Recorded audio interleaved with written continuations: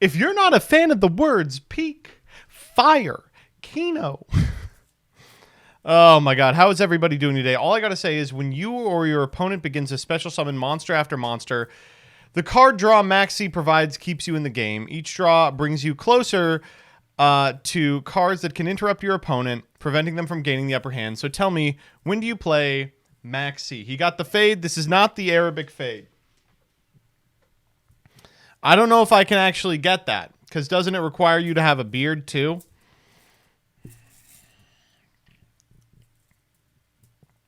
We got a Guido. A Guido.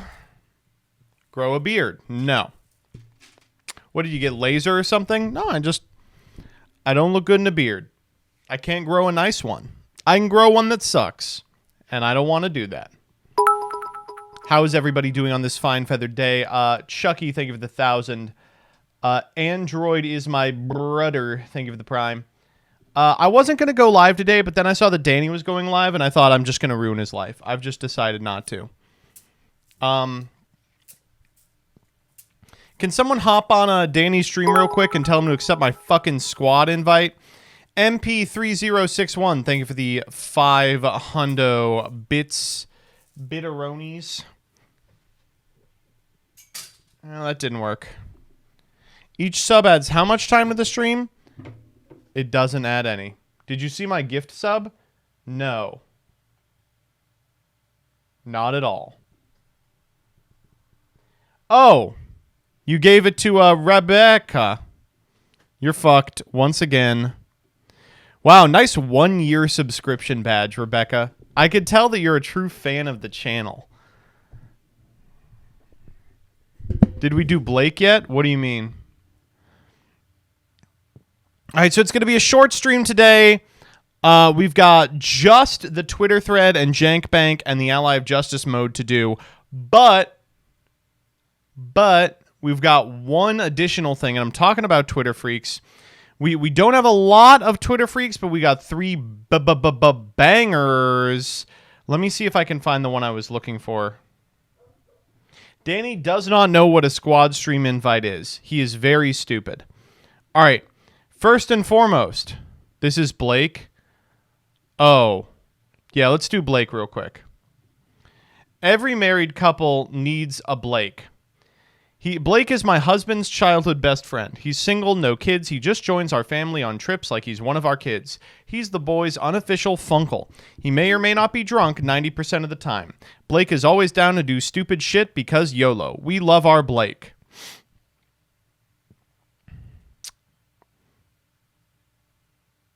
That's Danny, yeah. And people keep sharing this and they're like, oh, the wife is fucking Blake. You all don't think the husband could be fucking Blake? Come on.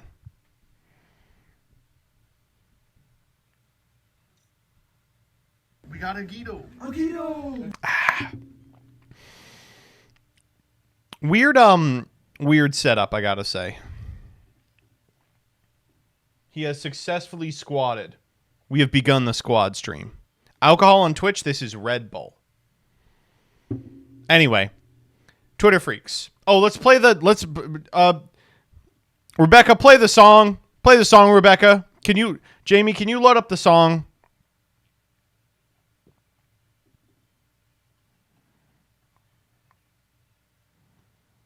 Where is the? Oh, here it is. Twitter Freaks. Oh, why'd you go and say that? Twitter Freaks. The website was a mistake, yeah. Twitter Freaks. Rebecca's in chat doing some kind of Friday Night Funkin' thing. So here's what we got today. First up. Twitter silently removes the login requirement for viewing tweets. That's right, folks. Turns out that DDoS shit was probably true, and we have removed the requirement that you have to be logged in, thus resolving the fact that the website is trying to DDoS itself, and ideally putting an end to the need for rate limits. What a fun couple of days it's been. I hope that Musk gets on and goes, oh, we were not correct in doing this. It's great. Very good. Many people are saying still can view accounts, but I got to tell you, it's just not going to work. As soon as they touch something from here on out, it's just not going to work. It's like the reverse Midas touch. We got a Guido. A Guido. MP3061, thank you for the sub. Next up. Whoop. This comes from the smartest man I've ever seen in my entire life, Owen Benjamin. Owen Benjamin, you can tell that he's smart because he's got that little badge by his name that says Smart Guy. All right. It's weird that the nuclear blasts vaporized brick houses, but not the old tiny camera recording it. Here on the screen with footage of nuclear test sites. Why? Well, it's because nukes are fake. Hiroshima and Nagasaki never had any fallout radiation. The whole narrative and all the evidence is absurd. Yeah, so all I gotta say, here is 100% correct. I will say 1,000,000% correct, 1,000% correct. Just to save time for responses, the camera isn't super far away. It gets engulfed in a dust cloud. One shot, it's in the house. Oh my God, I ain't reading all this. The community notes claim this image was taken 5 miles away in a bunker in the 1940s, and people believe that. Fluoride is not candy, guys. When you try and tell them that nuclear science doesn't exist and they just give you that fluoride stare. Anyway, it's I would say probably a genius level intellect responsible for this. Regardless, I mean, I gotta say, this is one of the situations in which community notes actually works pretty well. Cameras were in bunkers 5 miles away. They had a telescope attached to the lens that let them record the interior of houses and shit. And Hiroshima and Nagasaki don't have fallout radiation, because we actually didn't blow up the bomb on the ground. We blew it up in the air above, and then, it was a big-ass explosion. So what do you think happened? And by that, I'm trying to say it's all fake. These are actually stills from Oppenheimer. What do we got next? This one is just sad. It's just sad. Reddit atheists were so right, it's not even funny. All right, let's just watch this video real quick. The evolution of whales. So it is kind of interesting, but this is how development of the whale happened, right? It's weird that whales are mammals. They have like a lung system, to my understanding. They do have to come up for air. But for that to happen, a land animal at some point had to be like, okay, well, there's not enough places to graze on land. Let's go back in the water. And, interesting video. All right. Let's click the video and read the comments. And first up, let's just praise God for the blue blocker.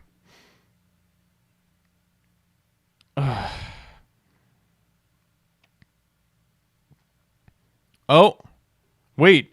Has the blue... Oh, no. Clicking it has... I have to go to the actual tweet. Oh, man. Oh, my God. How many vaccines does it take to believe this? They saw life on land and went underwater. Here's someone posting the Epicurean paradox. A fairy tale. Fix the title for you. All of a sudden, evolution stopped when man started documenting life. How convenient, Darwin! Evolution isn't real.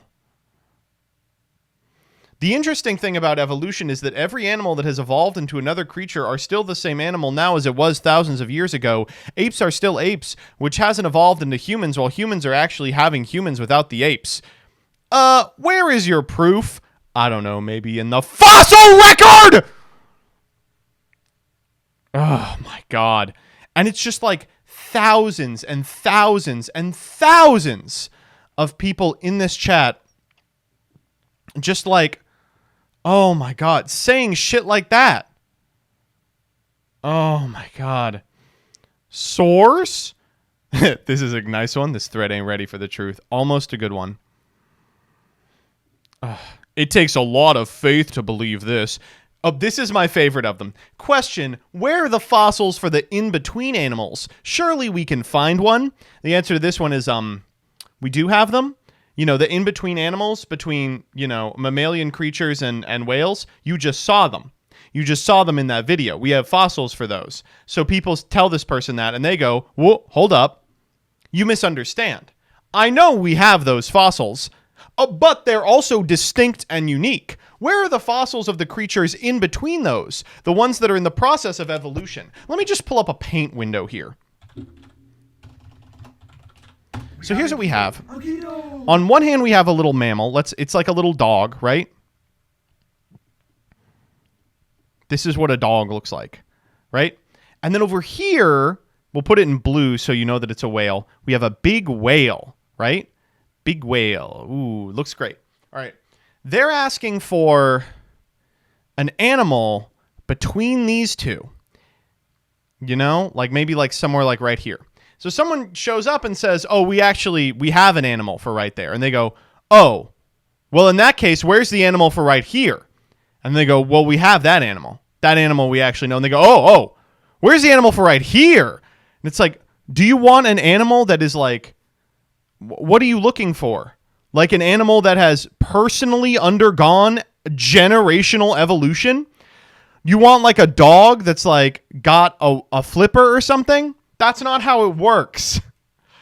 But that's what they want. That is what they want. Where are the in-between animals? Oh my God. It's insane. And unfortunately, and all the replies are like this.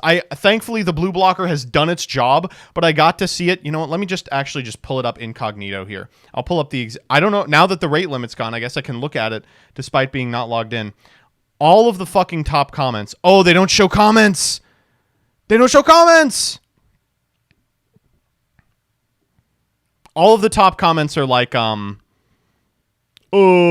you believe this, but not about the immortal science of Christ? It's like, I hate to say it. Click on it again. What do you mean? Does it work if you click on it again? There's no way that on the timestamp.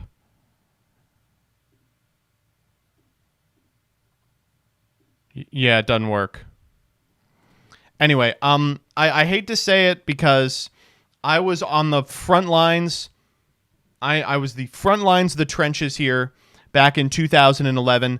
I was talking about people being enlightened, not because of their a phony God's blessing, but because, they were enlightened by their own intelligence. I was a euphoria man.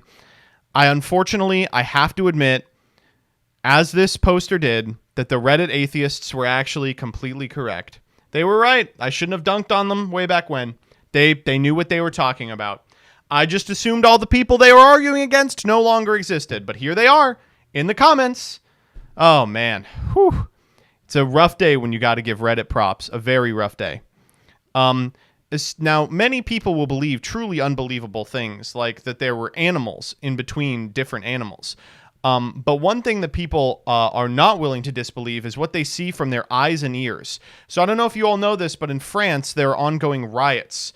I don't really know too much about it, but based on what I can tell from what people have been telling me from Twitter, France is currently a no-go hellscape that is experiencing riots because roving gangs like in Mad Max have decided to take all the water. Again, I don't know anything about it, but based on what I've seen on Twitter, I'm sure that's what it is and nothing else. In fact, let's all watch this horrifying footage of what's going on right now in Paris.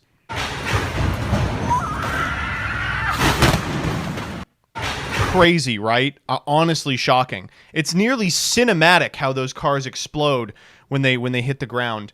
And the reason that it's cinematic is because this has been posted all week as footage from the riots, but in fact, it is footage from Fast and Furious 8. It was just someone filming out their window when they were filming Fast and Furious 8. This has been happening all week. It's like all these like fucking Nazi accounts will get on and be like, look at how disgusting it is over there.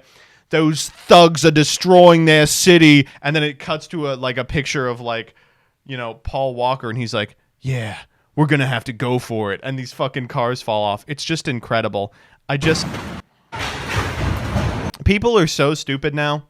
They are just they are so stupid now. I don't know how else to say it. You get online and you see shit like the comments to that, evolution, like child's science diagram. You get online and see people commenting like this, like, I knew that the Antifa was behind this. People are just so goddamn stupid now. I don't know what to do about it.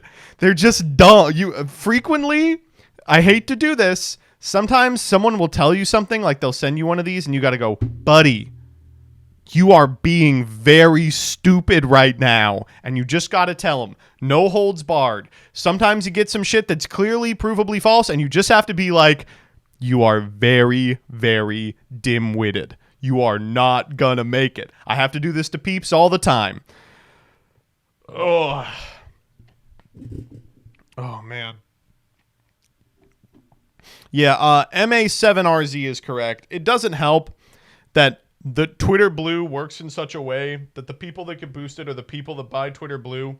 And to purchase Twitter Blue, you have to have a room temperature IQ. You have to kind of shoot the gap on IQ. It's got to be high enough for you to figure out how to use a credit card, but low enough for you to not know how to use a credit card. Man, it's, oh man. Here's another one.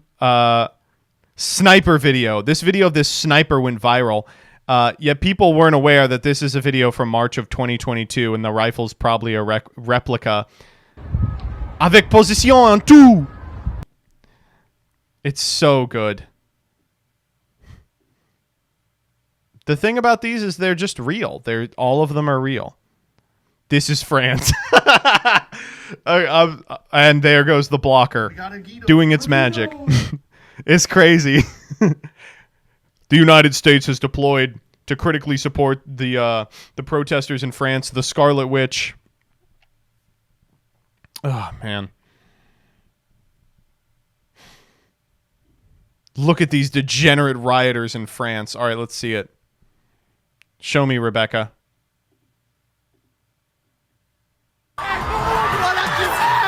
Oh, my God. Oh, my God. Is everyone safe? Are they okay?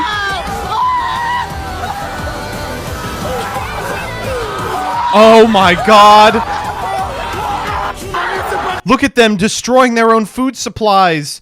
That corn could have fed 5 French mistresses. Je crois qu'on a fait un peu n'importe quoi.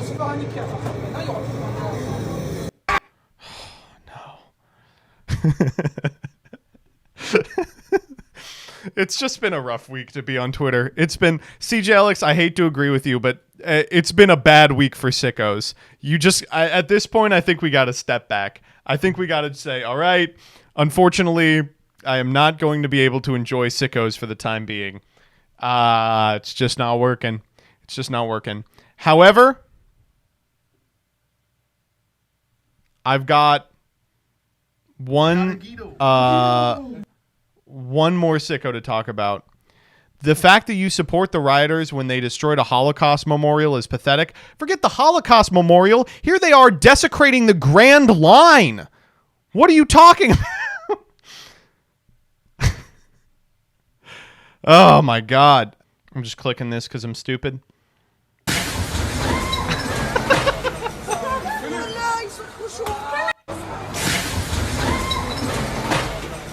French Snapchat. Unbelievable. Ah, zut alors!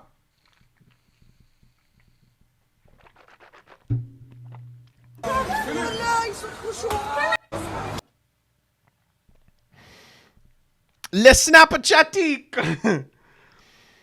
One guy stole a football and crossed someone up mid-riot.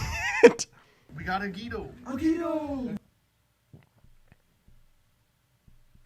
My legal team told me not to sub to you with my money, so I subbed to you using Amazon Prime. Thank you so much. I appreciate that.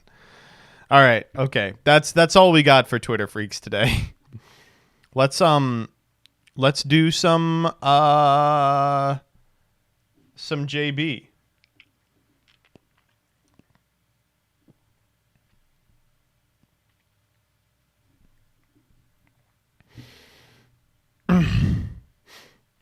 Me when we have to do actual stream shit.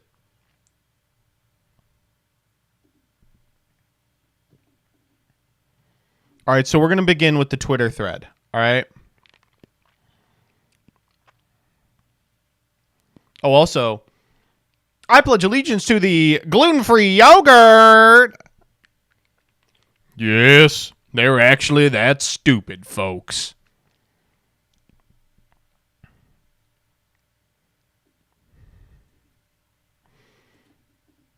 My response made a bunch of people mad at me. What'd you do?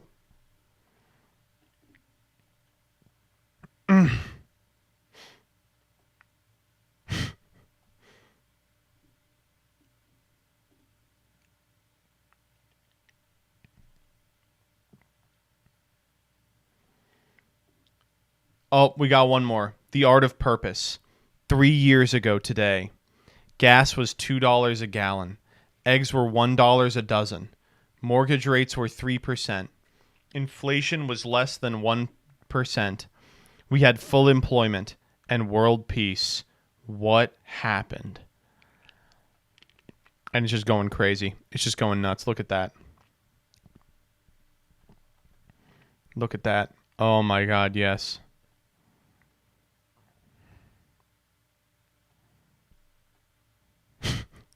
Incredible picture.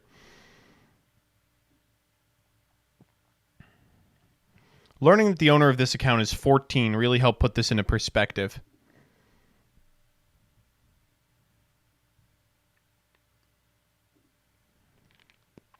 Oh, one more. One more. Anna Kasparian of TYT has been on an insane binge where she has been like, the trans are going too far. And today she tweeted, someone was like, she made some tweet about like the civil rights movement. And someone was like, you sound like someone who would have really disliked the civil rights movement. She replies, the civil rights movement did not use the same strategies. They didn't barricade speakers they disagreed with in a classroom for 3 hours. They persuaded through nonviolence and showing America their humanity. No, they didn't. No, they didn't.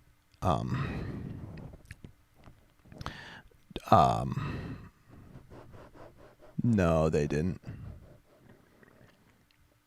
I mean, this is what you learn in public school, though. That's what I learned in public school. No, that's not even true. We read the autobiography of Malcolm X. Wait, I'm just lying to you.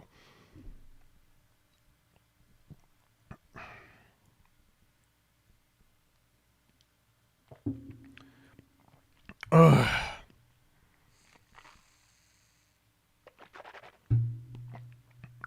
It's just crazy. It's like, surely these people know that there was violent protest for the civil rights movement. And it was necessary to achieving the goals. And like, also, what the fuck? Locking someone in a classroom for a couple hours is also very violent. How does TYT keep breeding these fucking people? They're popping them out in a lab somewhere.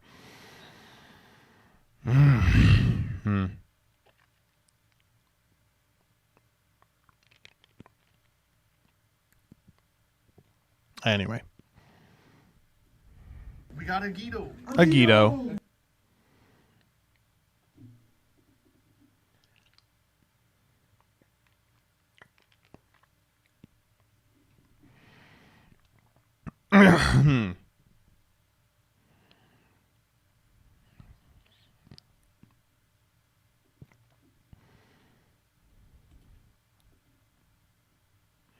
Oh, God. I was watching Detective Heart of America this weekend. Let me...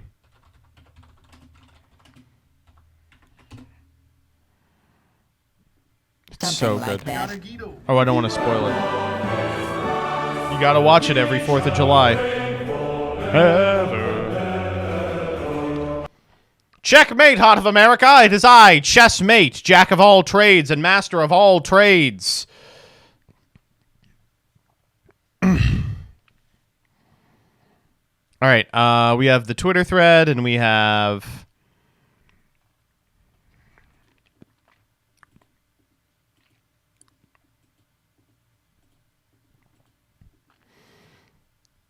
the Jank Bank. All right.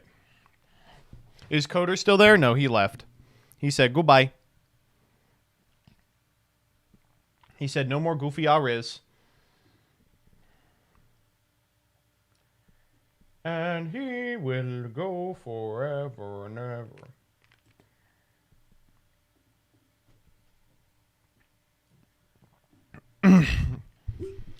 Twitter thread. Oh, wait, hold up. I turn on emote only mode. Invalid token. Thanks.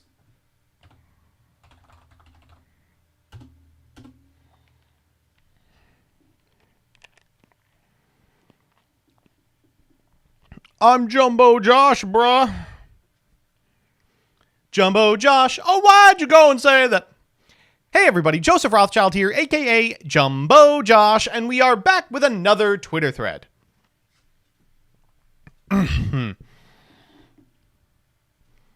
Today, we are talking about powerful Yu-Gi-Oh cards. As you know, every single set has to compete with every single card ever printed before it, because I'm actually not going to get into rotation here. Today we're talking about powerful cards. There's about 11,000 legal cards in Yu-Gi-Oh! Right now, and a lot of them are actually good. That said, decks can only have 40 cards individually, and with a whole bunch of 3-ofs, there's probably only about a pool of about 1,000 cards total that individuals are willing to play. As a result, a lot of extremely powerful cards never see any play at all. Today, we're going to be looking at some of those, and I've begun with a card that I am dumbfounded never saw any sort of success, Titanocyder. This is a trap card that can target a face-up monster your opponent controls that was special summoned from the extra deck, change its attack to 0, and if you do, negate its effects. If your opponent special summons a monster from the extra deck while it's in the graveyard, except the turn this card was sent to the graveyard, you can set this card. It's almost a strictly better Lost Wind, but for some reason, it never saw the success that Lost Wind did. It's just a little bit too slow and a little too low of a payoff during a time when trap cards basically have to read you win the game, if you even consider them. So let's see what you all came up with. There you go.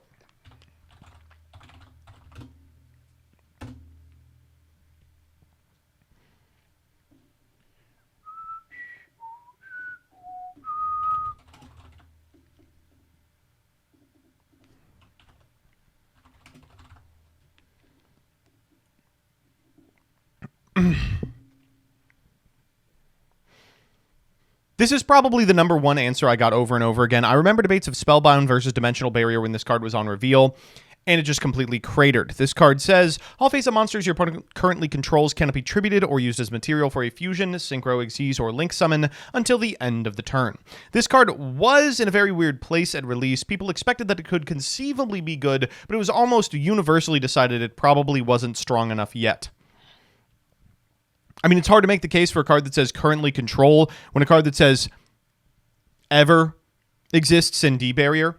But to its defense, this thing does include links, which is something, at least. Lazy says, I'm extremely fond of Tiamaton's design as a card. It saw some very niche play on release, though in practice, the card never had a true place to call home. Locking a whole column is potentially nuts as well. You could lock out the EMZ, but it's just not accessible enough.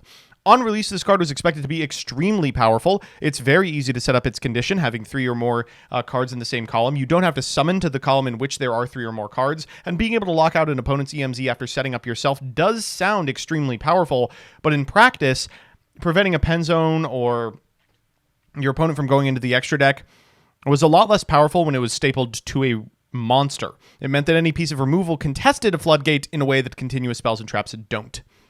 Very good in Sneak Peek, though. Hate to do this to you, Coder. This card did see play. This card saw a pretty extensive amount of play in retro formats. It is...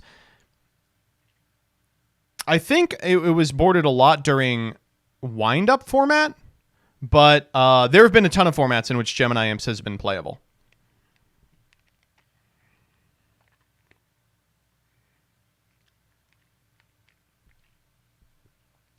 Dark World format. Thank you, Tamog.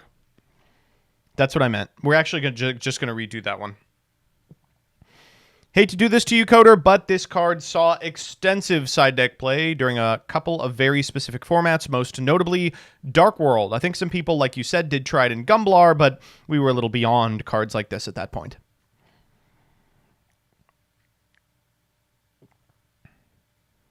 This card saw a ton of play for a long time. What the fuck?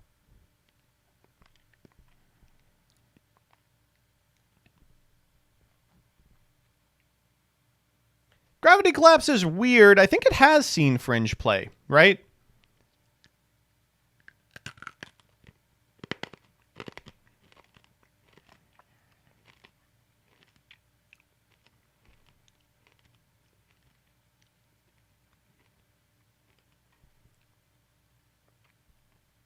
Yeah, short period of time in which people played this in Sword Soul.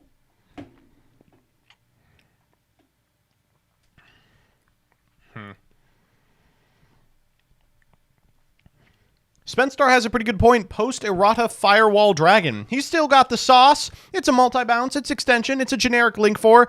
I don't know why no one put it in their end board since it got the Errata. I would have to agree. I think it has to be a very specific deck that takes advantage of it, something like Code Talker.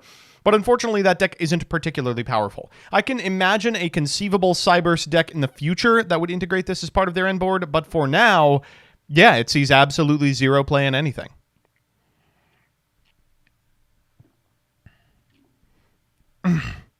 Shiggy says, I think about these two a lot. Warning point, a perfect example. When a monster is summoned, that turn face-up monster cannot attack. Its effects are negated. It can't be used as material for a fusion, synchro, or link summon. This one has some really weird timing issues that are frustrating, but importantly is still very powerful. In fact, this is the most played trap in Duel Links right now. And Blizzard is such a weird one. Everyone always theories out this card as extremely powerful, and it did see a ton of play in Broke Boy format. Target a face-up spell your opponent controls. This turn, negate the activated effects of that spell and all spells on the field with the same original name. If the targeted card would be sent to the opponent's graveyard this turn, it is added to their hand instead. This has a lot of good interactions against very specific spells, but in practice it's just a little more narrow than it would need to be to see considerable play. I always think this about Penalty Game. Great post Scarlon. One of the very few times I'll say that.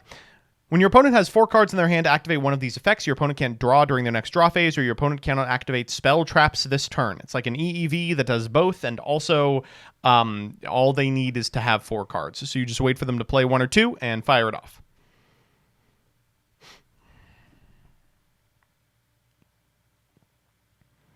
Apple A says the Scareclaw archetype, period. A deck with the built-in Baguska and Borland-like effect is so strong, but sadly didn't get any time to shine because of the success of Sprite in both TCG and Master Duel format. Yeah, weird answer, but probably correct. I don't think I would call Tryhard a Baguska. They both switch to defense, but Tryhard importantly does not negate effects.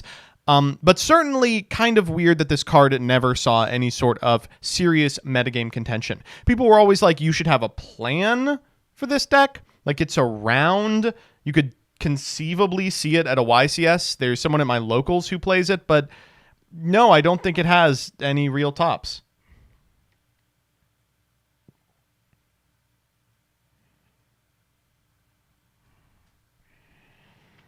Now, Tryhard specifically does see a smattering of play in other decks because it's generic, but just as a guy, he's just a lad.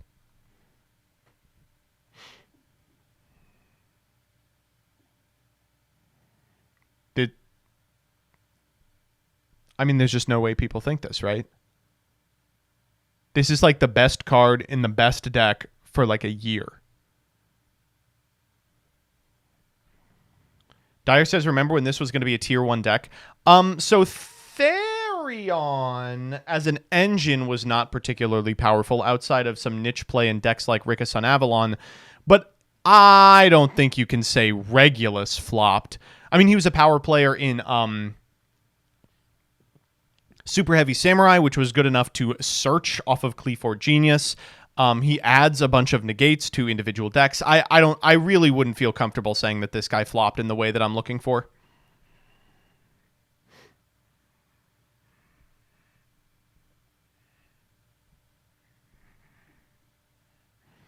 Giant Skyhawk says there are a ton of normal trap cards that fit this bill. Seems like a hard design space to make well.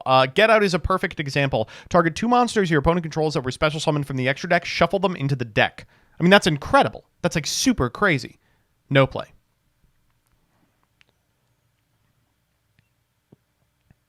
Ava says, this may change post-Dune, but I can't believe Geist received a card as solid as Pook, and yet it hardly did anything. Yeah, Doug was talking about how this could theoretically revitalize Geist, transform it into a link-climbing build, and unfortunately, none of that ever manifested. Huh. Anyway, the new Geist support will make this card incredible. Oh, damn it. There was a Cali one for these. I wish I was dead with maybe the best answer in the thread. For me, it's always going to be this card. Released days before Duelist Alliance. Had this been in any previous format, it would have been a format warper. If you released Supply Squad 6 months earlier, we would think about it the way we think about Blackluster Soldier, Envoy of the Beginning. It is an incredibly powerful card in any game in which you are fighting for pluses. But they released it at the same time as Shadow and Burning Abyss and Cleafort, so it was actually completely mid. One of the most mid cards to ever mid in the history of mid.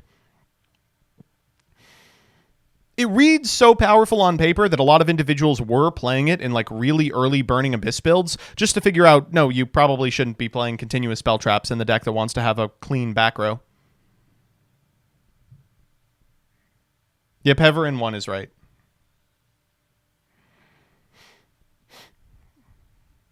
Oh, whoa,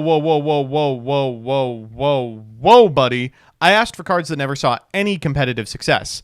Gavin Knox won a Philadelphia regional playing this card. Fiend Comedian was so funny in grass format.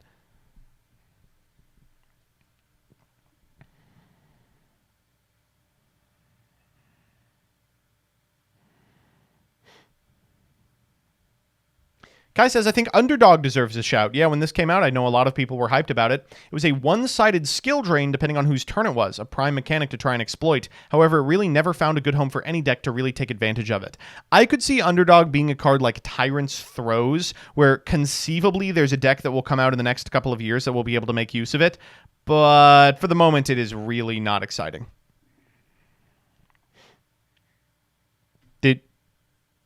This card did see a ton of success.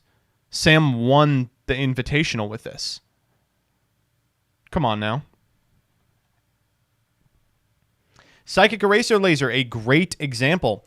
This card was meant to beat Dragoon. It was a TCG exclusive. It says send a monster your opponent controls that was special summoned from the extra deck to the graveyard. Then your opponent gains life points equal to the original attack or defense of that monster. Just an all-around great removal spell. A couple of decades too late for removal spells to matter. Invitational for YouTubers? No, there were good people in that.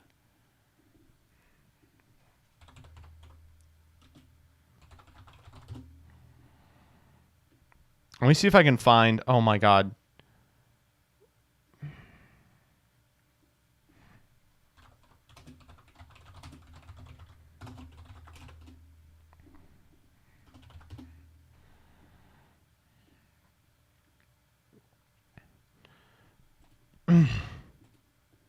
I'm going to find who else was in this.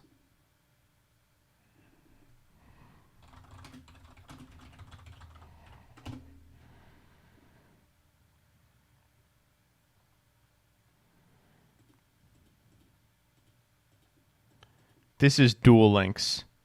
Wait, what the fuck? Doug was in this? Put me in this.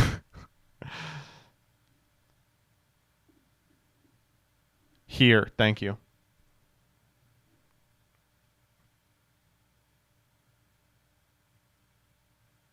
Okay, this is a little less competitive than I remembered. So obviously Sam is like Sam, Gage, Doug, Paul, you know, MST.TV, good player, not a pro. But Cody Angelov was in it. Jesse Cotton's in it. You know, Aaron Furman's in it. That's 3 good players.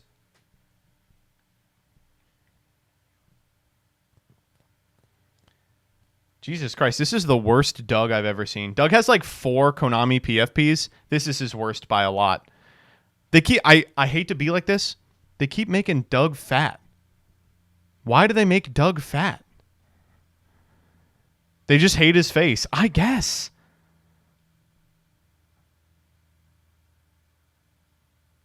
Look, they fucking gave Gage the bad hairline in this, too. They made him look like he's 40. They gave him, like, laugh lines. Why were they so mean to these people? These all look like shit. Jesse's looks nice. Paul's looks nice. Sam's looks fucking terrible. Actually, you know what? Sam's looks fucking terrible. Look at that. It looks like you just said like something racist to him, and he's like, "What? Dog? Why would you say that?" They made Tom Box's face so long. It's weird. They just like whoop. He looks like the Mr. Beast angle. You're right. Tom Box, Mr. Meast. That's good. That's good. These are really bad. Cody's looks bad too. Cody doesn't look like that. God, these are not good. Paul's is nice. Jesse's is nice. I think Aaron Furman's is probably nice. I don't really know what he looks like too much. Ugh. Bad stuff all around. Rush Duel 1. Pot of Greed would seem like it'd see a lot of play in your Rush Duel deck. Well, no, as you'll 99% of the time prefer Dark Hole or Graceful Charity to this thing. Yes, well, that's because Rush Duel operates on a different axis. You draw up to 5 cards every turn, and one of the worst possible things that can happen to you in Rush Duel is you get caught on too many cards in hand at the end of your turn. You want to be drawing like as many as you can every single turn, so a card that draws you more cards and potentially turns off the ability to draw next turn is really bad, especially when discarding is so valuable and Graceful Charity exists in this format. Yeah, you would probably play this at 3 if the legend rule didn't exist. In Rush, you could only play 1 legend card, but no.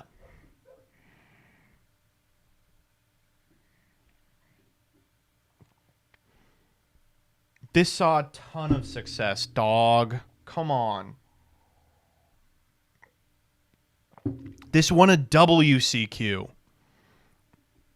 Fucking hell, where is this coming from?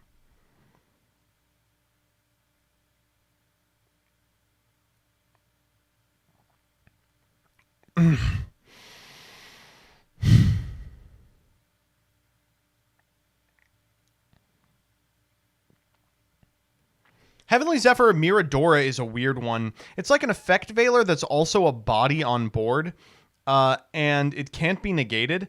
The problem with it is that it has a really ridiculous activation requirement, but Konami thought that people were going to play this. Like, this has a Starlight. No, this card's in the top deck right now. No, anyone who thought this card was good is a dummy. Correct. Yeah, Arm Dragon Flash was kind of expected to be quick launches 4, 5, and 6 for Dragon Link at release, but people just decided they didn't want to do it. They said, no, the difference between getting a Rocket Tracer and getting an Armed Dragon level 3 is too ridiculous. I want Pisty, but I don't want it that bad.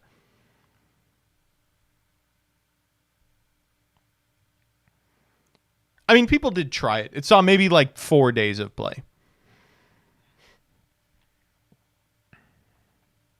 What the fuck? Where are these people coming from? Ultimate Slayer saw a ton of play. This card is... It's been everywhere. I am not gaslighting you. I swear I am not gaslighting you.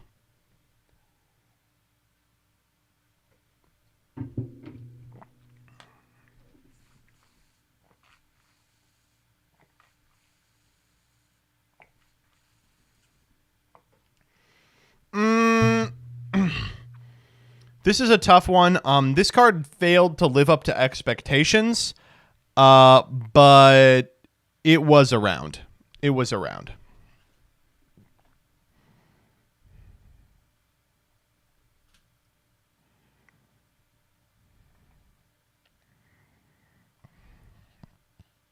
This is a great one. Definitely Zealantis. Everyone at local saw the 1+ effect monster material cost and lost their minds. I guess it does see a fair amount of play right now in Marincess, which is like the 10th best deck, in which it has a really weird interaction where you get waterlocked and then activate its effect, and then you can't special summon back the monsters that you've banished. But everyone expected this was just going to be an auto-include in every single deck. They'd be like, no, you're going to go access code, then Zealantis. And it's like, you're telling me the board isn't going to be clear after we make access code? You're going to need to clear it afterwards.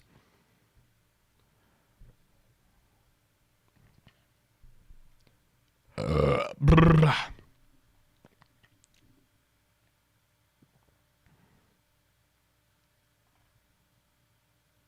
man. This one hurts. I mean, I think that this card's... I think this card's lack of tops has nothing to do with the card. I think the card's incredibly powerful in a vacuum. I think Tri-Brigade is just too weak. It is really such a fucking cool card. It is so strong. I almost want to just pick up Tri-Brigade just to play Roar.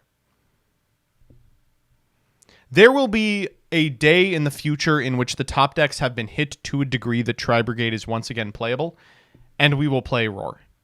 But until then, yeah, this card is almost a perfect example. I mean, do you understand how powerful the average card has to be for a card that is at worst Upstart Goblin to be unplayable?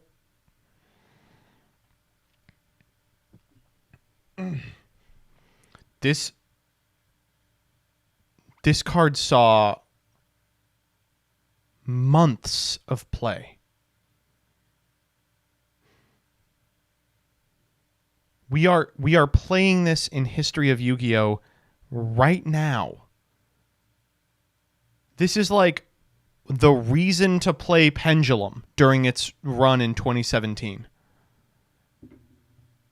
What the fuck? Pendy didn't run tuners? Have you ever heard of Harmonizing Magician?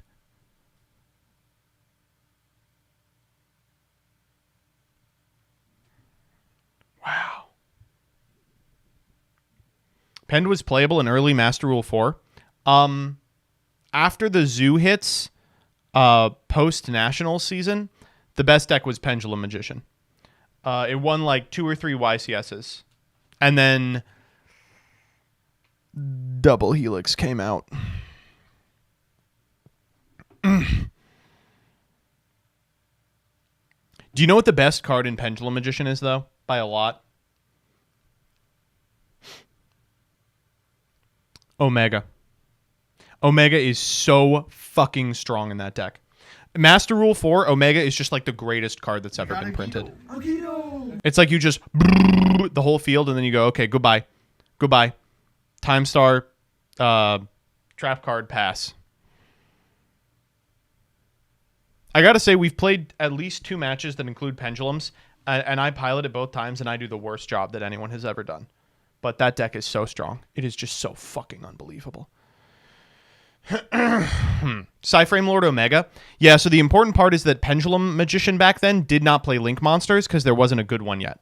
You had to play Decode Talker if you wanted to free up your zones. So what it would do is it would use the material to make Omega yeet itself out of the EMZ, and then, you know, you would make another Omega, yeet itself out of the EMZ, and then you could have and EMZ monster. And then the other guys would come back on the next turn, and you could, like, PS1. It's crazy to be, like, after the change that made Pendulums unplayable, the best deck was had Pendulums. To annoy chat? Yeah, okay, let's do this. Look at this. This is like 40 tops. 40 tops that have been logged on YGO top decks, the side in which 1/90th of tops are logged.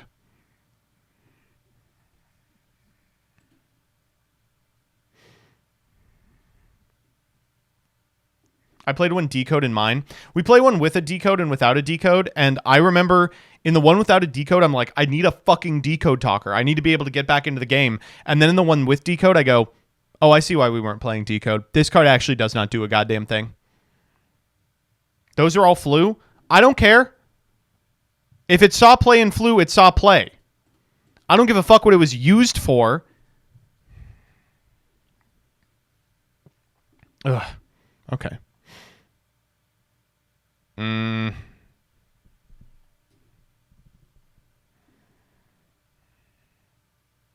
What? Okay, I'm going to be honest with Engraver of the Mark. If you ever thought that this was going to see competitive play or that it was powerful, you are a dummy. You're a big dummy. Why don't you declare a good card name? Gishki. All right, well, so it's not Gishki's fault that the Gishki cards were not playable. It's a little card called Sprite Elf, leaving to go get milk and then not coming back. This deck would have been pretty good. It would have been one of the ways to play Sprite, but this is the deck that we lost by virtue of not having Elf.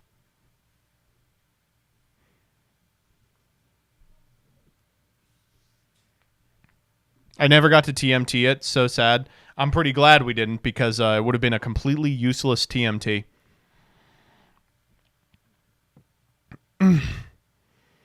Crackdown saw play.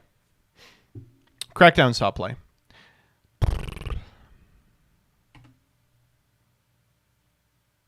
Yeah, this card never saw play. This card was terrible. Cue the fucking Nim Nim video.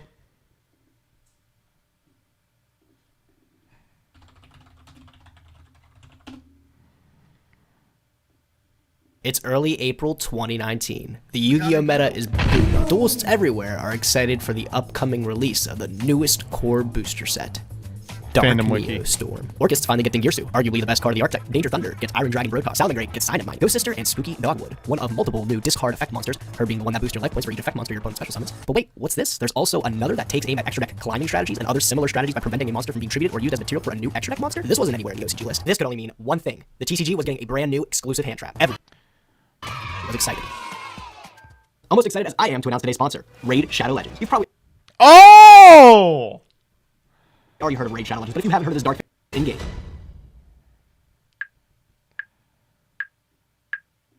He got to drip. it was only a matter of time before the leaks started coming. Silent Minding a secret? Yeah, not surprised. Dingirsu and Ultra? Hey, that's Gage is talking about leaks. Konami, execute this man.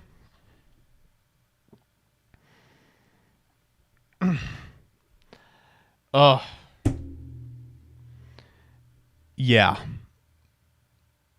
So theoretically, this card could have been good.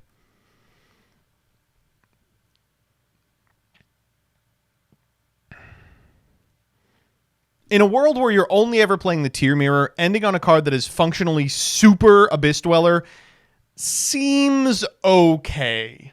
But in practice, this card just is bricky as all hell. I remember there's like an original... If you're wondering why Master Duel players seem to love this card, it's because a lot of the early Decade reporting on what the Ishizu Tier Limit deck would look like had 3 copies of Gravekeeper's Trap. And despite the fact that people were trying to talk him out of it instantly, he never walked it like all the... And despite the fact that people were trying to talk him out of it instantly, he never walked it all the way back. And for that reason, like a bunch of people were like, no, like it's optimal to be playing this card in Exchange of the Spirit. Didn't it do well at Pasadena? It was around, but it was pretty clearly suboptimal. The weird thing about Gravekeeper's Trap is that it does fulfill a very specific niche in exactly Weather Painter. There's like a significant amount of decks that want it not for like the super Abyss Dweller, but for the ability to cycle an Earth Fairy. Like get a Vernisylph in a rotation, get a Snow in a rotation. I mean... It has playability, but unfortunately it's in decks that just aren't good enough to top.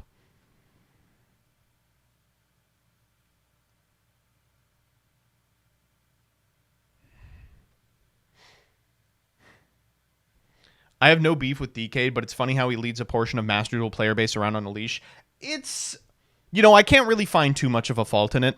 He's talking to people who have never played the TCG, and he's like, here's what is good in a format that is functionally just the TCG with a couple of small changes. And coming from his perspective, I mean, again, he really was Duel Links. Like, if he said a deck was meta, it was meta. And it's, I think, hard to transition a Master Duel and recognize, no, there is an entire infrastructure of individuals who have labbed out these formats 9 months ago. And like, you're not going to be able to convince people to play Gravekeeper's Trap, despite the fact that some of the people who enjoy his content are like, no, I mean, he was right about Duel Links. I mean, I don't see why he wouldn't be right about this. I think one of the most important lessons you can take as a content creator is recognizing you maybe aren't as smart as you think you are. And I'll, and I'll learn that lesson if I'm ever wrong about anything ever.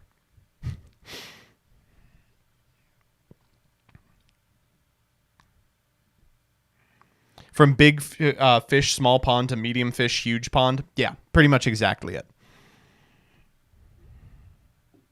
Let's not talk about Sky Striker. I think this deck will be probably about as good as Magical Musketeer.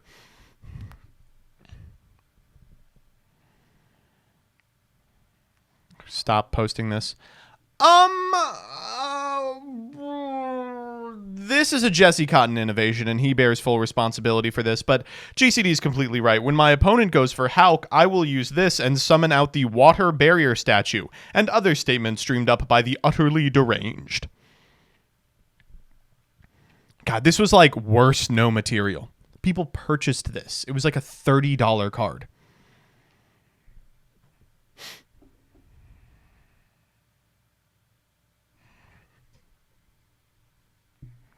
MBT opinion about Runic. Okay. I want to just real quickly about Runic. I constantly get shit for Runic. I was completely right about Runic. I just didn't have wisdom. I was like, Runic's bad because people are just going to be banishing like the top card of their opponents. That's not a consistent win con. You can play around that. And that deck, Runic Stun, saw a smattering of success, but nothing even remotely, like, tiered. Now, what I didn't foresee was people just using it as 20 instant fusions. That's crazy. My bad. Okay, that one I didn't see. You are correct. That one does win the game. Yeah, and the Runic Stun build was playable specifically because of Mystic Mine as well. Runic Stun had a ton of OCG tops, though. I don't care. Runic Stun won a YCS? What? What the fuck YCS did? What? Are you kidding me? Did it actually? What YCS? Oh, Brazil. Are you talking about the fucking Ojama one? There was no Runic in that.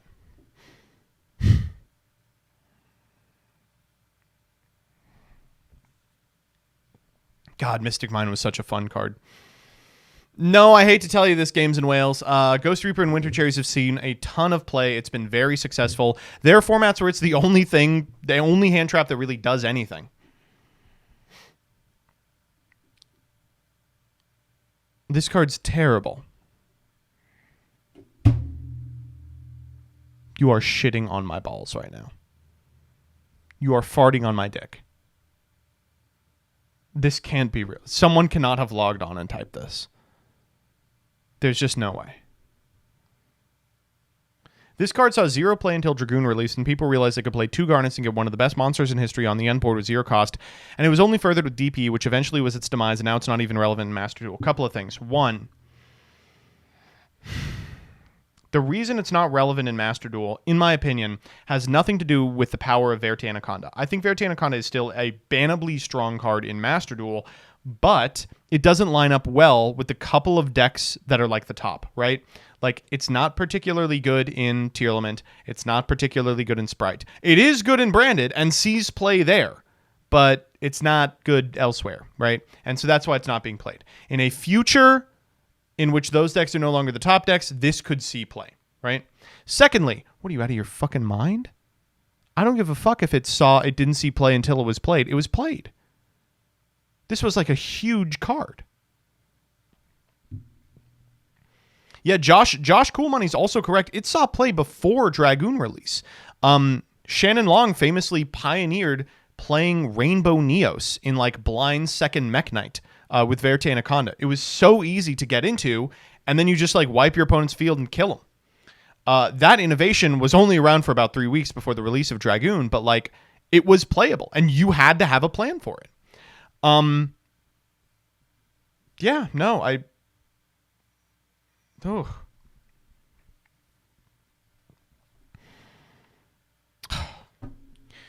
Yes. This card had the potential to be one of the greatest tier techs of all time, but like, it's strange to say it out loud.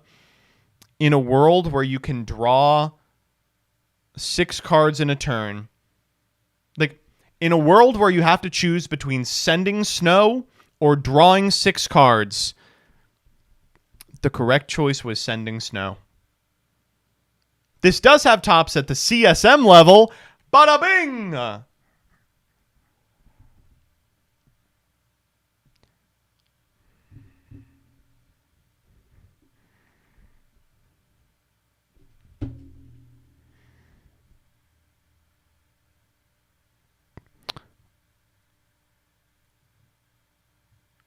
Do you know how many times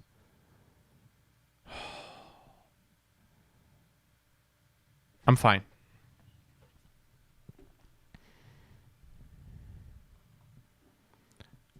You all seen seals before? You all experienced the pain?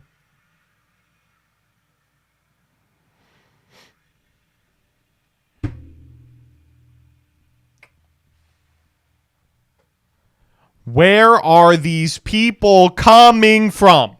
Where are these people coming from?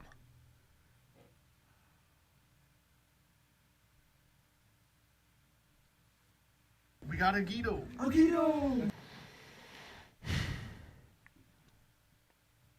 No. This card sees a ton of play in like the 4th best deck. I know the card isn't as good as we hyped it up to be. It sees play. A lot of it. Come on.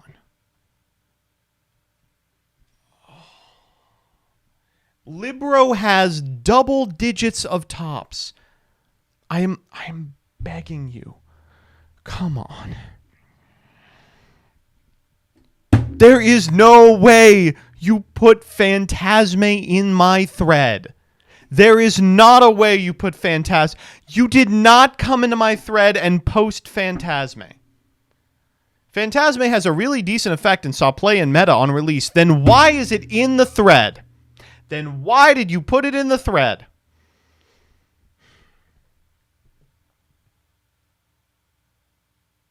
Oh, man. Okay. All right. Okay.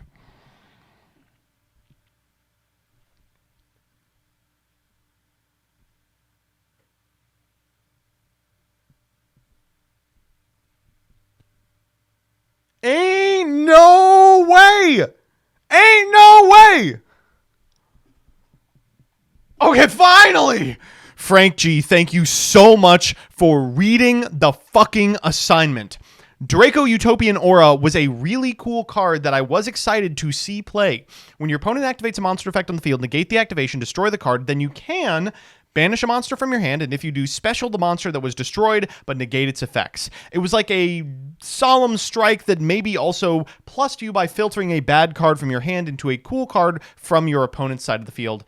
In paper, it sounded good, but on paper, it sounded good, but in paper, it was kind of middling. We already have 3 strike and 3 judgment available. Why would you want to play the 9th negation counter trap? And the little bonus effect, unfortunately, just doesn't come up enough to warrant playing it over one of the more flexible solemn cards. Thank you.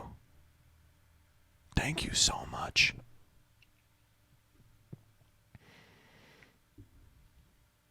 They are right. It saw a teensy smattering of play in Eldritch, but like seeing fringe play in a bad deck, I mean, that's fine. Oh, sorry. What the fuck is this?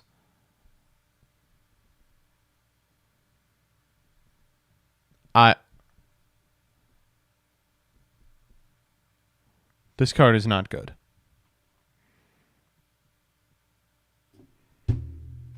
Taking the question in a different way. I just show up and answer a different question. show up and answer a completely different question. I wish these had been released later. Didn't ask you that. I asked you which ones didn't see any play. Not which ones were released too early, not which ones were released too late. This is a different... Get out of the thread. Go to a different... Make your own thread.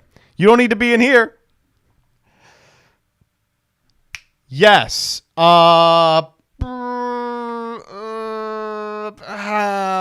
This one's hard. So, yes, Assault Synchron has not really seen a ton of play, but I think it will. It just came out. It hasn't been... Sorry, let me rephrase this. Assault Synchron was expected to be like immediately playable in a ton of decks. But it's not. And that's because we are missing exactly Chaotic Ruler, which makes it a lot harder to access the combo lines that this card enabled. That said, I do think it will find a home. People are tinkering with it in Dragon Link, and it's probably good somewhere. I mean, this is a lot of power to have in one individual card. I feel like there's no way that it's not good in some capacity. We just haven't explored where that capacity could be yet.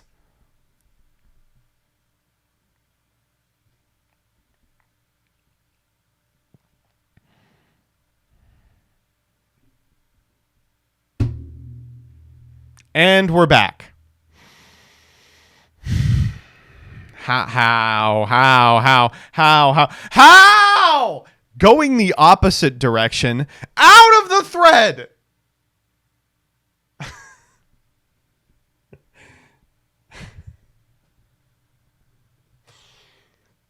This one is even... You could just explain this one in one sentence. It took a while for Instant Fusion to catch on due to the game being much slower.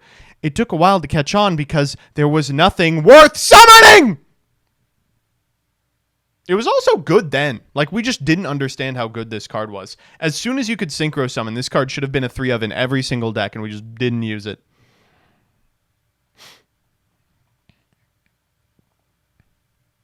What the fuck is this? I've never seen this card.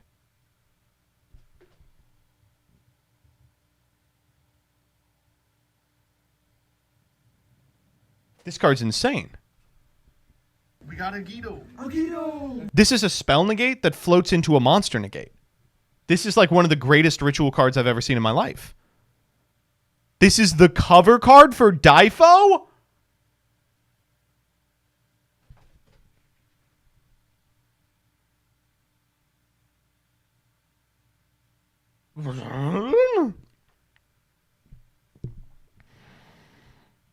I guess you can just put anything on a ritual. No one's going to play that shit.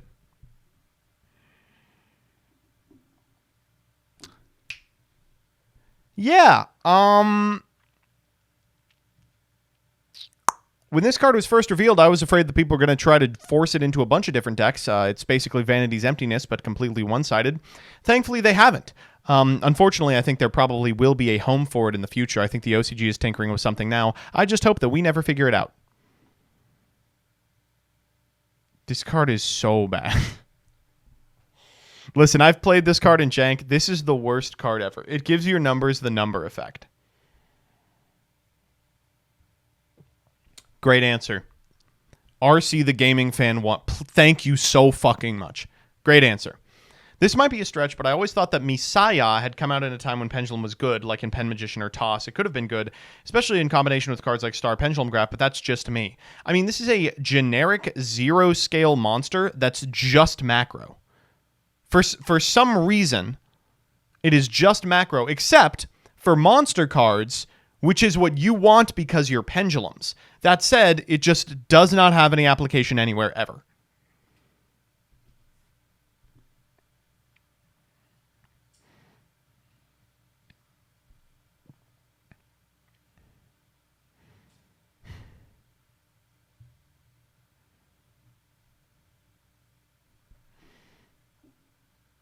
Also, like, what a cool name. Anti-Human Intelligence. Awesome.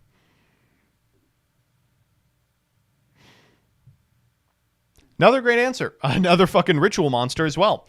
Borreload Riot Dragon. I think Skyhawk is tinkering with this.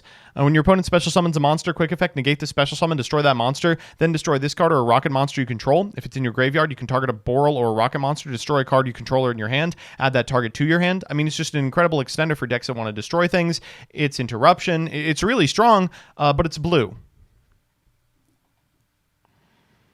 Oh, Reptilian has a ton of these. You could pretty much print anything as long as it's a reptile. Yeah, this is a strange one. I remember when this card came out, people were like, "Oh yeah, so there's the ghost girls, and then there's like the off ghost girls that are like the kind of bad hand traps, and this is one of those. Red Blossoms from Underroot. If this card is in your hand, you could target a spell trap in each graveyard, banish them, then special summon this card. You contribute it to target a fusion, synchro, Xyz, or link in either graveyard, banish it, and if you do, special summon a monster from your graveyard with a different monster card type from that target." This card's like okay, but unfortunately it requires a very specific set of decks to be playable in order to hit the sweet spot, and we have not seen it yet.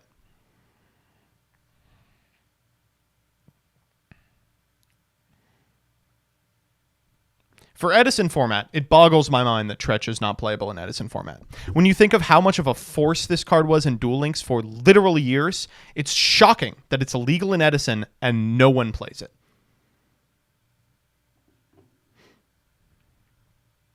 It sees some play. No, it doesn't. It sees a smattering. You're right. But nothing resembling consistent.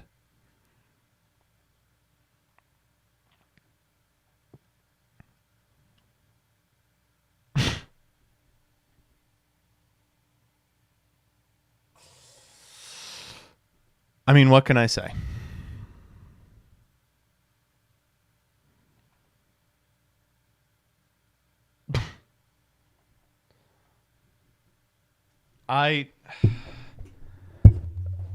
Where are these people coming from? Did you all go into the hyperbolic time chamber in 2016 and never come out? This, man.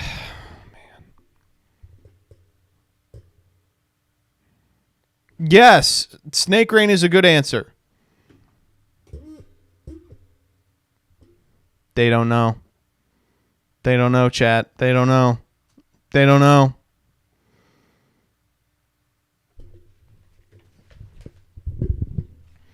This is another one of those weird cards that randomly has a Starlight. This is another one of those weird cards that randomly has a Starlight. Bahalithia, the Grand Radiance. You can tribute summon this card by tributing an effect monster. During your opponent's main phase, if a card is added from the main deck to the hand except by drawing it and this card is in your hand, tribute summon this card. If this card is normal or special summon from the hand, you can make your opponent banish the top cards of their deck face down, equal to the number of cards in their hand, then shuffle their hand into the deck and add the cards banished by this effect to their hand. It's like a way to prevent them from getting the card that they wanted originally, but unfortunately having to like tribute summon this card makes it just straight up unplayable.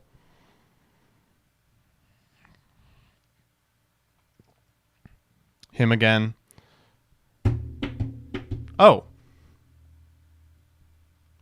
Duel Links has Dark Ruler now? Alright.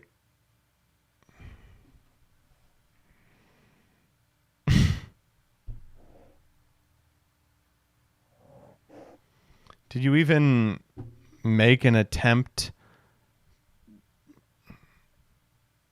to comport to the fucking prompt? Did you even make an attempt to read the prompt? Coelacanth has been around since GX, and while it has seen sporadic tops, why keep typing after that? It has seen sporadic tops. It's over. It's not a good answer. The fact that it has never been on the ban list in any sense is amazing to me. Who cares? Who cares if it was on the ban? I didn't ask shit about the ban list.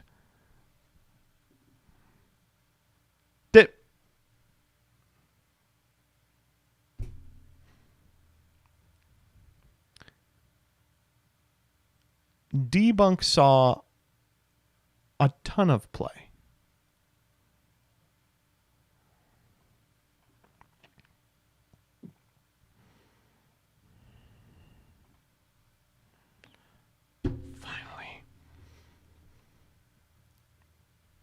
I would love to see this card get played. Made to order Mermaid Outfit Outfitter says, target a card in your opponent's graveyard, banish it, then add one card from your deck to your hand with the same name as that banished card. It's like a really good tool for interrupting an opponent and being able to plus and just winning the game in the mirror. but there really hasn't been a format for it, and right now it reads like the third best card when you're going second behind Tactics and Thrust, which is not a great place to be.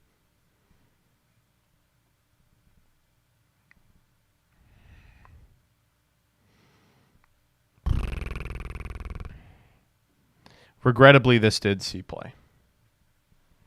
What? Come on. What are you...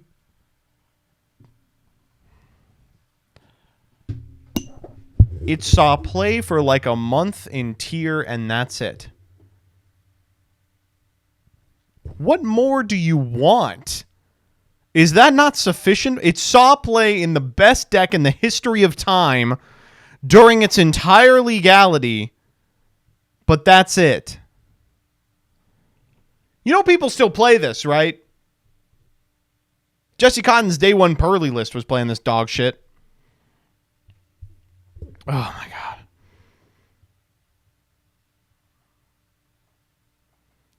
Great answer.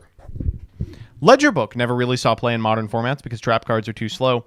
In NR and rotation, players have done some experimenting with it because it's an incredibly interesting removal tool. If this had come out like a couple of years earlier, it would have been a banger. But Ichiro's Ledger Book says target 2 monsters your opponent controls, banish them till the end phase, and your opponent gains 1,000 for each monster that left the field by this effect. Banger of a card.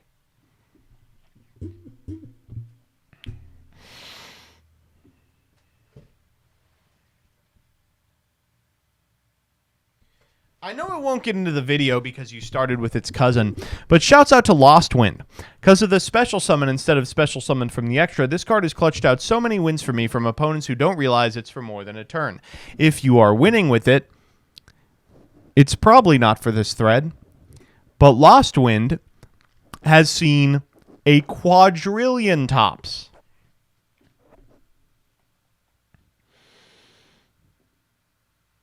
Are people really not playing this in Duel Links? I guess it's too late for it. Vera. Oh my god, good answer. She's a monster negative, a snatch steal, and a monster reborn on an easy-to-search and summon body. This whole archetype reads like custom cards, but since they came out in Pote, they had more cracked custom cards and it never stood a chance. Vera is such an interesting payoff, but it's funny that even the Vernus Elves that do see a smattering of play are just the weird, like, setup tools. Their end boss is, like, really worthy of being an end boss, and I think we will see a deck someday that does player.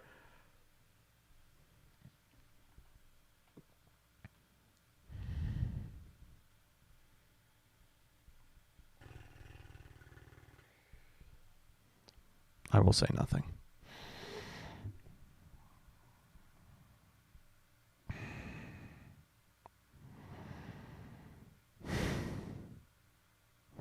I'm really glad this card never saw play. Fuck this stupid ass thing.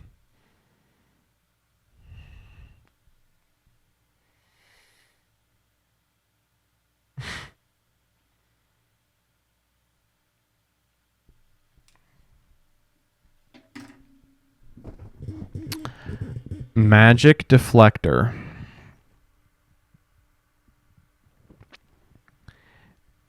is one of the most sideboarded cards in the history of time. What do you mean Zoomer? Zoomer nothing. This was being played last week in Kashtira.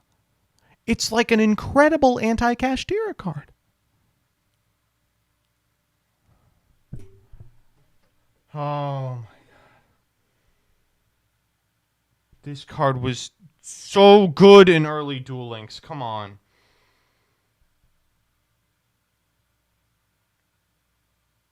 This card is so bad. This card I'm done. I can't do anymore. Can't do anymore. Ishatos, thank you so much. With its brother Protoss being on the ban list, it's weird to me this card never found a home. There are decks that theoretically go through multiple types, like Tri-Brigade and Sprite, but I guess it not being in-archetype searchable like Sword Soul prevents it from seeing play. Eschatos is an interesting card. Seems like a perfect fit after the banning of Protoss, but unfortunately, that condition is just a little more awkward, and the payoff is just a little weirder and easier to play around.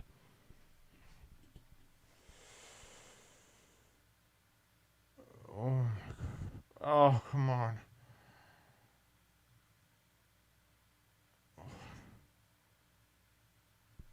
What? Dog, there's no way you think no one ever played Karma Cut. Oh. There's no way. This card is part of the best deck right now. Today. Oh, man.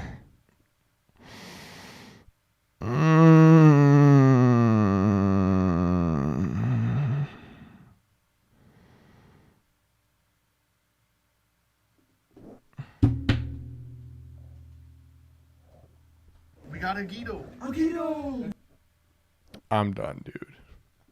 You're gonna put a Bisteel in here? No, it's over.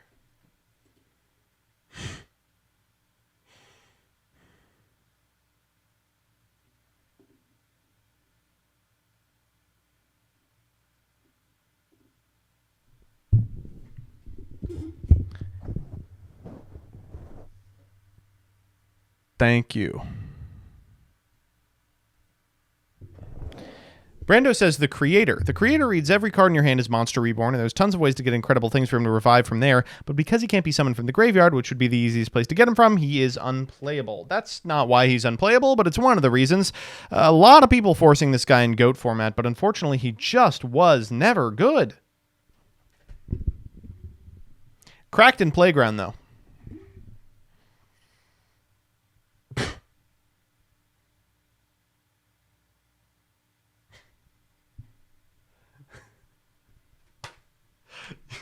I'm getting trolled. Oh my god. Oh good, we're back on Ultimate Slayer. 2 people put cherries in here.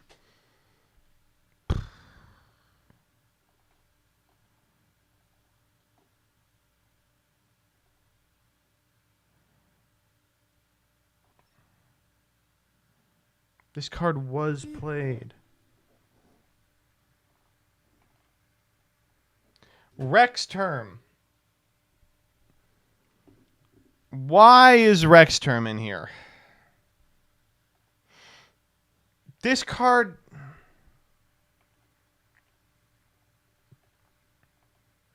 I'm gonna cry, dog. I don't remember if this saw that much play or not on release.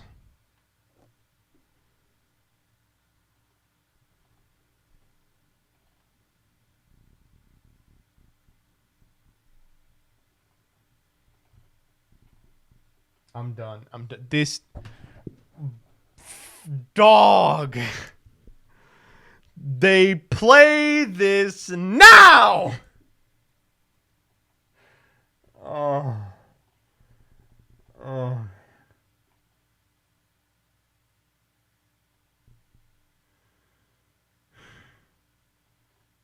Shouts out to this person that's like, oh, I wish we could board Reptilia and Vasky. I agree. Someone doesn't watch Saga.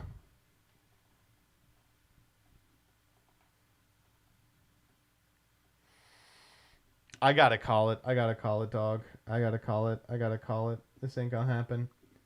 Oh, hold up. Dichotomy. Correct.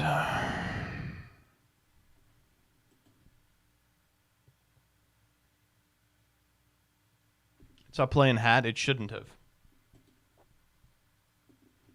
Just get me out of here. Get me out of here. Get me out of here. Get me out of here.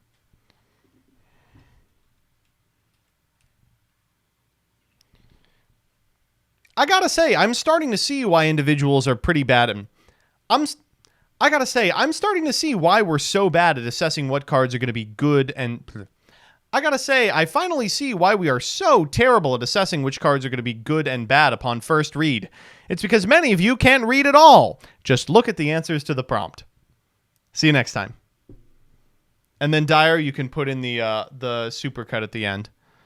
Wow, that was abysmal. That was really bad.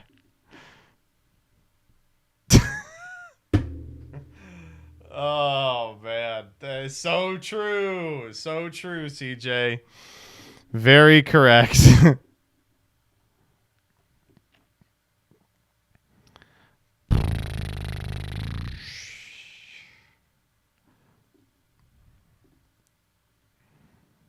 You're right. I did skip a good one. This is a good one. But we're getting support for it, so I feel like I can't do it.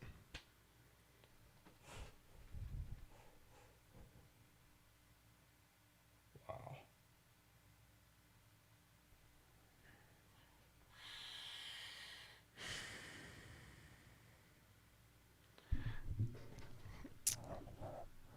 Real quick, I don't want to make fun of you, but I am going to make a little bit of fun of you. GZA 4242424242. Thank you for the first time chat. Is Dueling Nexus going to have quarter century rare and starlights in it? Good question. Let us find out together. Are there any Dueling Nexus devs in chat? Are you all going to have quarter century and starlight rares? Yes. Oh, damn. All right. There's your answer.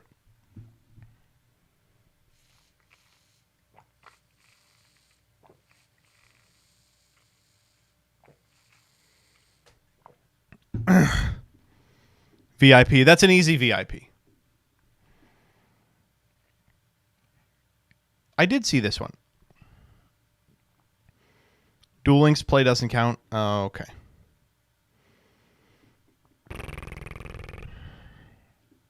We got a Guido. He means Dune, not Nexus. Oh my god. The question was about the set Duelist Nexus, not the client Dueling Nexus. No!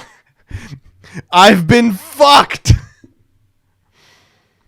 Yes, I believe it will have quarter century rares.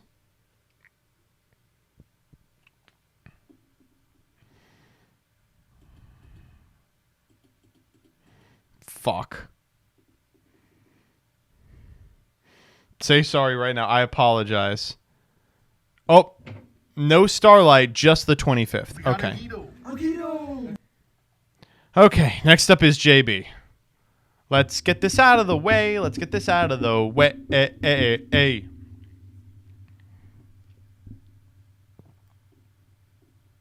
That's not the point of your mob mentality, is it? No. Your goal is to ruin the life of the person you despise. We're going to listen to this while we get it set up. Dramatize your lies and monetize their demise. Yeah. I feel like I can already hear the comments on this video. She's gaslighting, manipulating. Oh, she's a narcissist and a rat.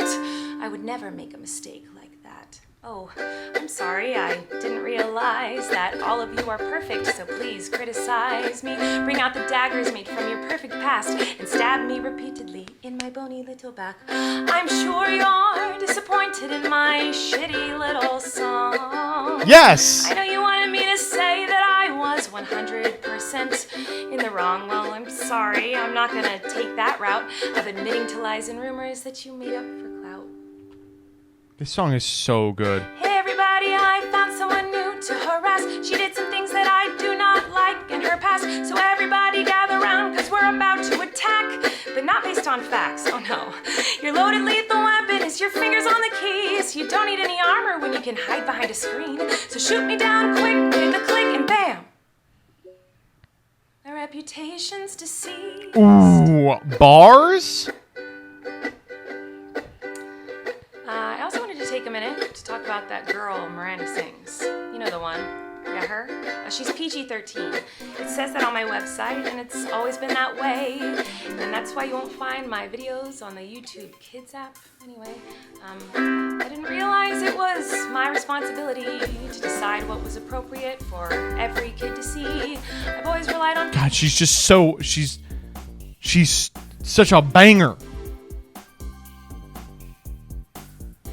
Real quick, by the way, when I went to the YCS, I saw a bunch of kids, and they were like, Joseph! And they were like, sign my shit. And I was like, oh, of course. If you are a kid watching, you need to go up to your parents and be like, you should take a more active interest in what I'm watching on Twitch. Kids can watch the YouTube. I would not show up to the stream.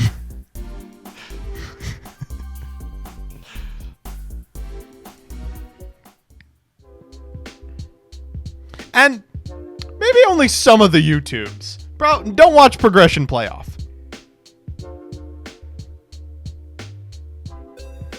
Is this stream really that insane? No, but I don't want an 8-year-old saying fuck because they heard it on my stream. And I would never say a word like that anyway.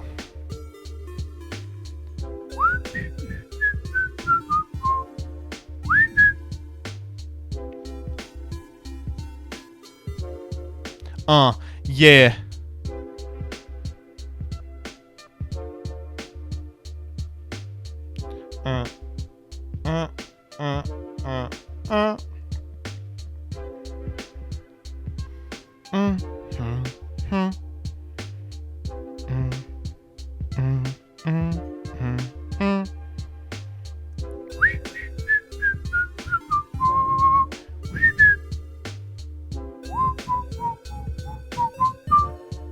How do I click a tweet? What the fuck?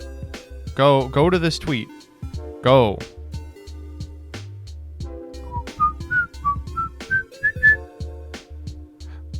Yeah.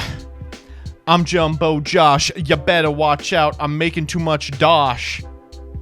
I know Stinger Flynn. Tell your mom I'm gonna try to slip it in. I'm Sheriff Toadster's guy. He and I are by. Yeah, I know Ban. Watch out or you're gonna get these hands. Bambalina.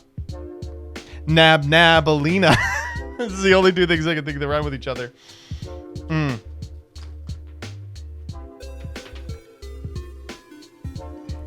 Da-da. All right, let's do the prompt. I don't understand the jank bank prompt. Well, too bad.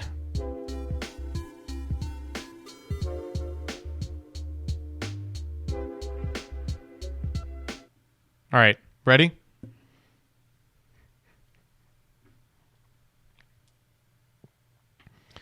Jank bank, jank bank, jank bank, jank bank.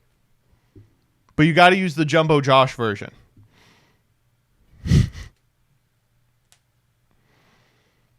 We're still doing jank bank. Thought we took a week off. It's gone forever. I would never cancel a series as exciting as this one. Anyway, today we're talking about cope. Sometimes decks have lifespans. We get everything that's good in a deck banned or limited, and we all collectively forget about it. For the most part. Some of us, the purists in the chat, who like good decks such as Tier Lament, run them into their grave. And that's what we're doing today. Today, I asked you to show me your copious deck lists of all time. The ones you show off with N. I promise they're still good. On screen, we've got the state of Tier Lament as it is in the OCG. And in the comments, we've got some terrible garbage. Let's see what you all came up with. There's some that I wanted to just show off but not play.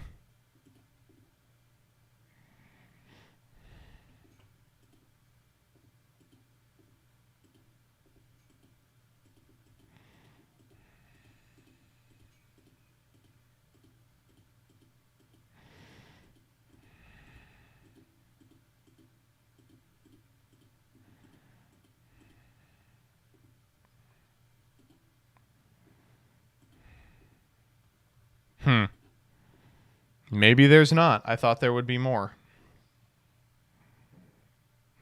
That's what I have to say. Ooh.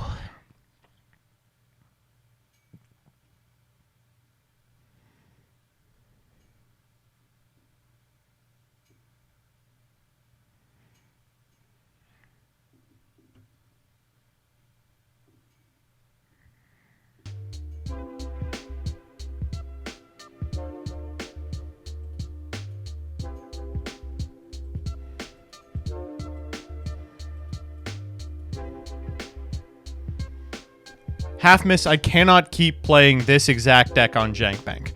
I have played your one Spellbook of Judgment spellbook list 1,000. I can't keep playing it.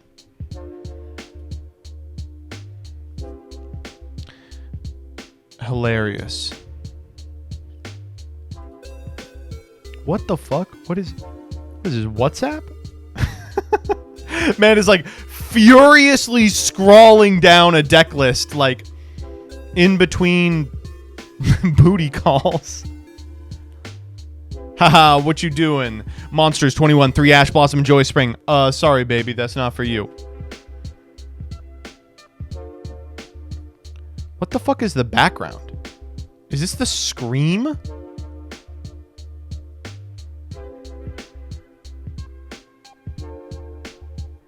Also, wait. I just noticed 13 card extra? Didn't want to round it out?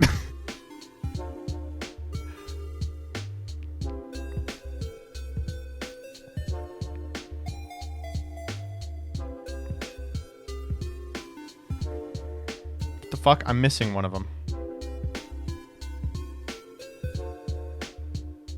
Oh, there we go.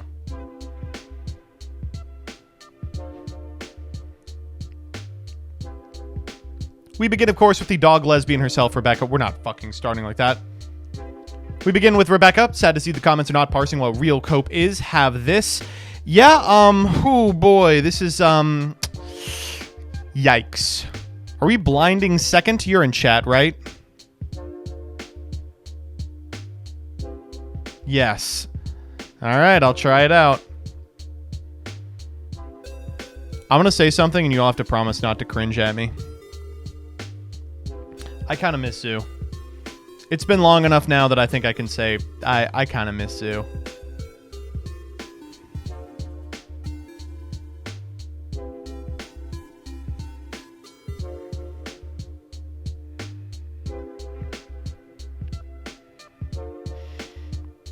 Looks good.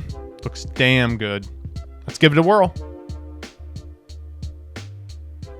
All right, what is our background for this one going to be?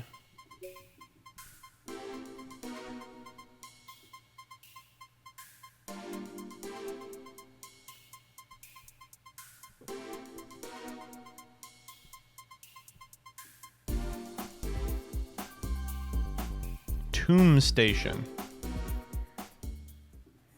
All right, we'll try that out.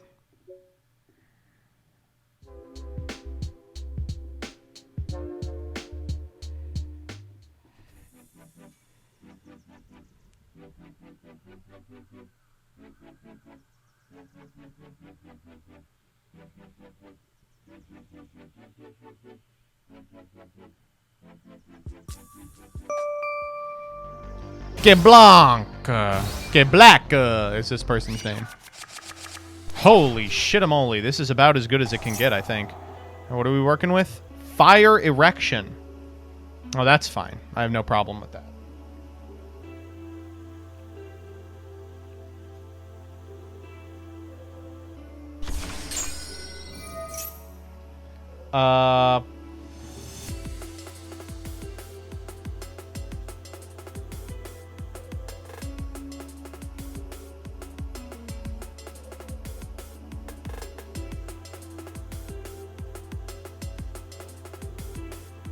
That's fine, I think.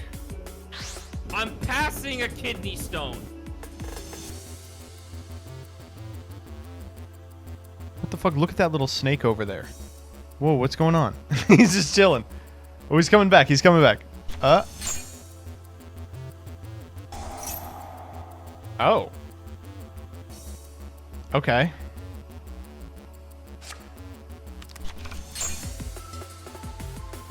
Do we negate Fenrir? I feel like that's...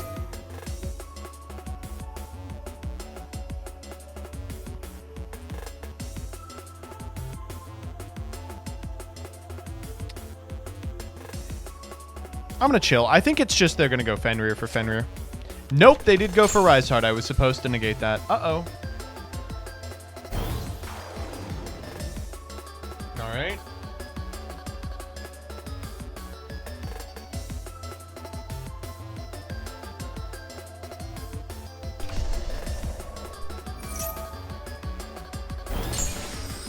I'm in. Okay.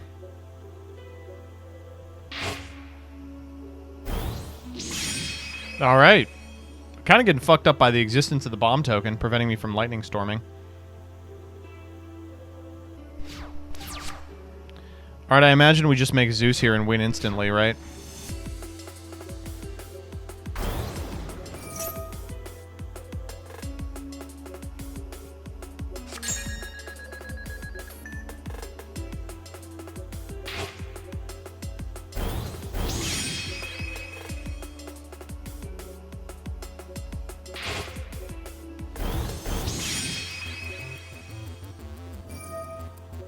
We're going to take a little here. I want to give our guy trap immunity.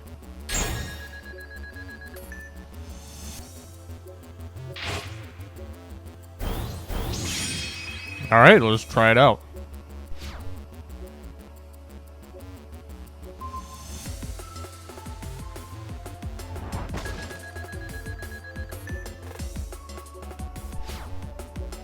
How many materials does this have?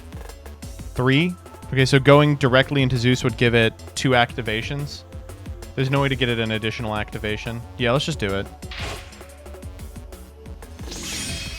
Alright, I mean, feel okay about this.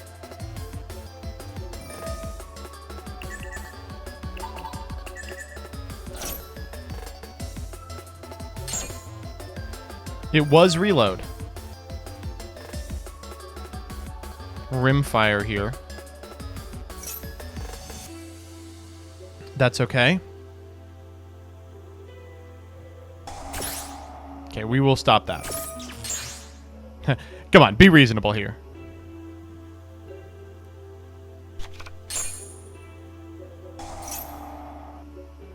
We will grab, I guess, I don't know, another Thoroughblade. See ya.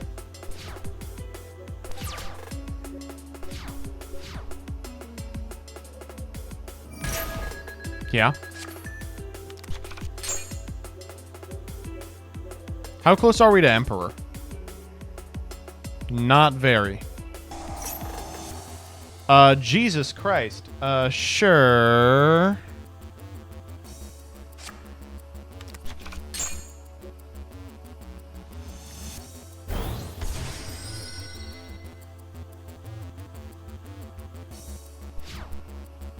Fine.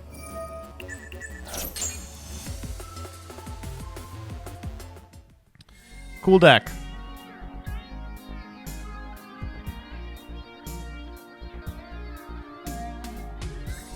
That's the thing. Sometimes mindless Zeus pass is enough to win the game.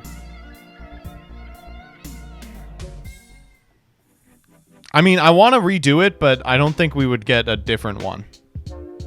I think that's pretty much all it can accomplish.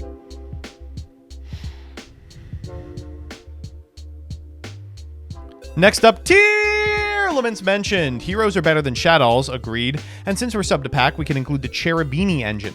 In this case, we run one Rise Heart, so we can search him off of Fenrir, Normal, Dracosac, Cherubini, and Denier, Sprint into Dangerous. Beatrice.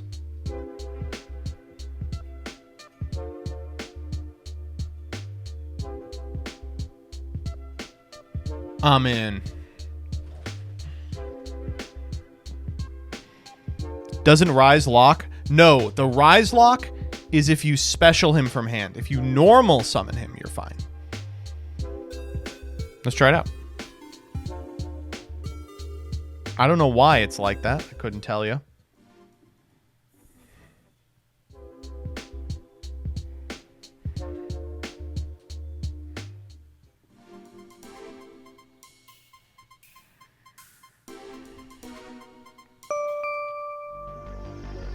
All right, Trash Jesus. Let's see what we're working with. Nope! Hand looks pretty good.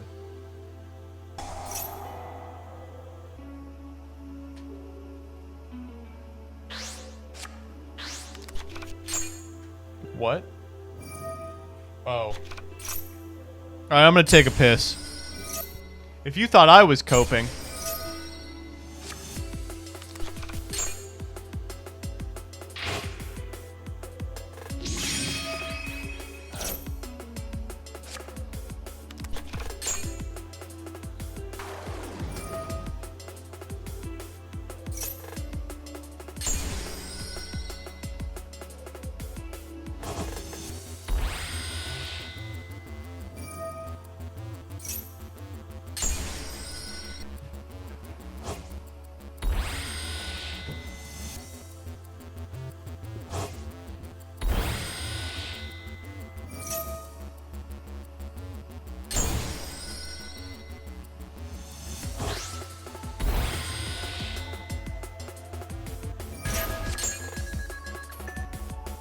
I'm awake.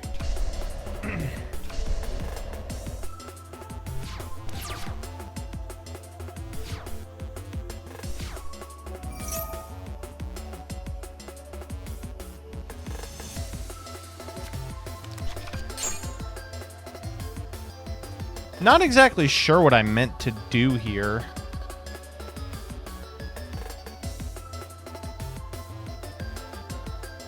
Maybe if I set Trivy Karma before normal... Oh. Well, now we lose.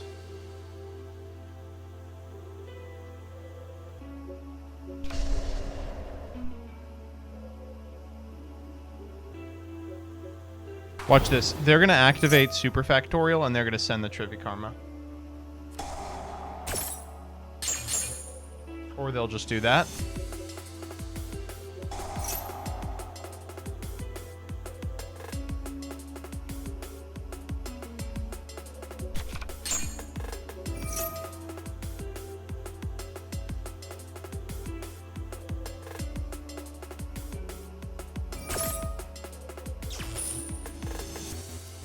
All right, you got me.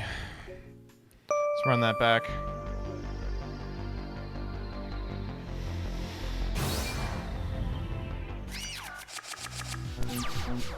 Banger of a hand. Oh, man. Oh, I'm not sitting through this. I'm sorry, I'm not sitting through this. I get it.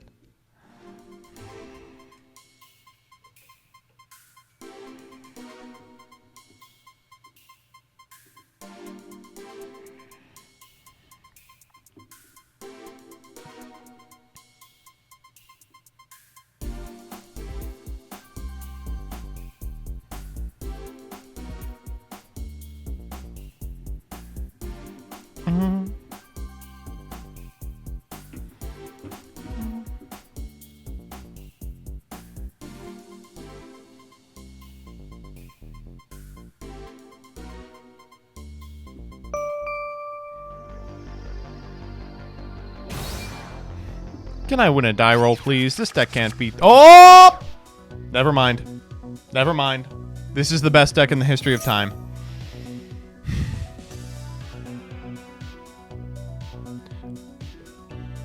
Where are these fucking Dark World players coming from? Oh, man.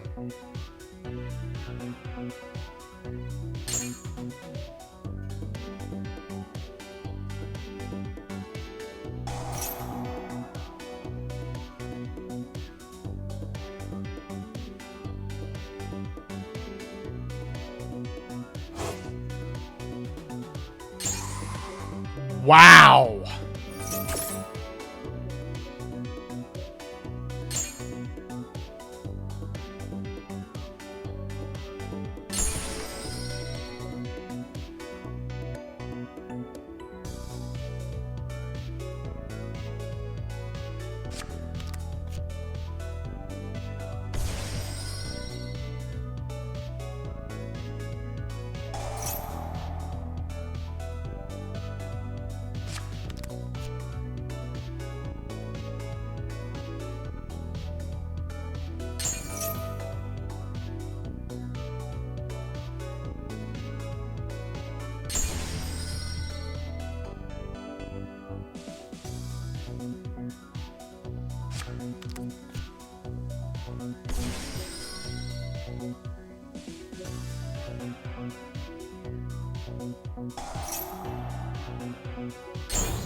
What? Wait, what is this sequence? What? There's no Fiend Engrave.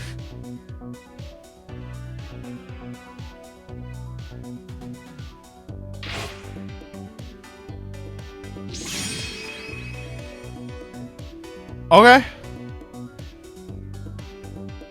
We just wanted the attack boost. Yeah, that's Accession.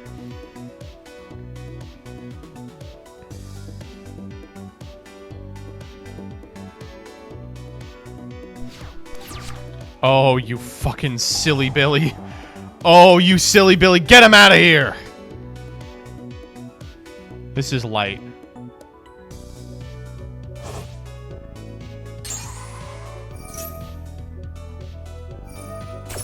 Get this guy out of here. Oh my god. We did it. Scream. Saliak. Oh, we have Keldo too. Oh, we're so back. It's like nothing ever changed. It's like nothing ever ended. Pellerino.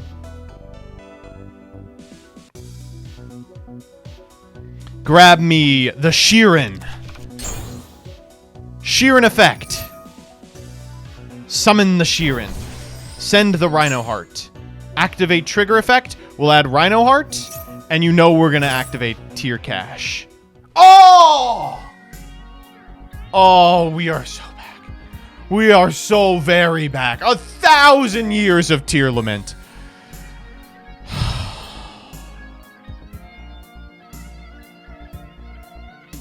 We got a runner. We got a runner. Yeah, get back to Master Duel. See if you can play Silva there. I'm just being mean to this person for no reason.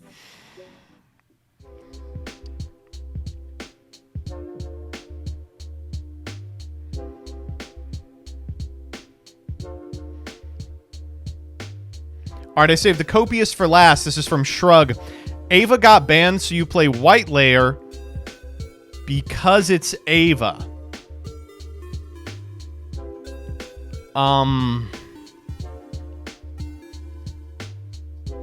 Yeah, sure. Whatever.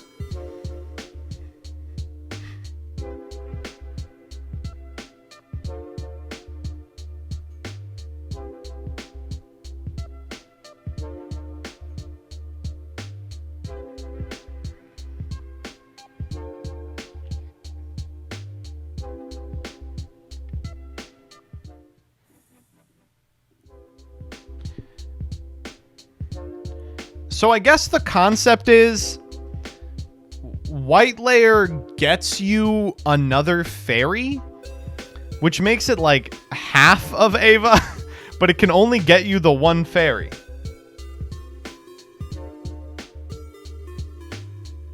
All right. Ugh.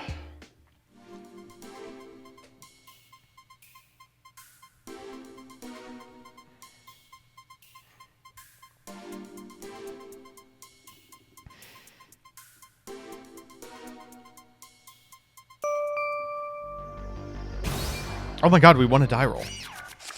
Wait, this hand is banger. We don't need any of this. Oh, Jesus, we really don't need any of this. 1, 2, 3, 4, 5, 6.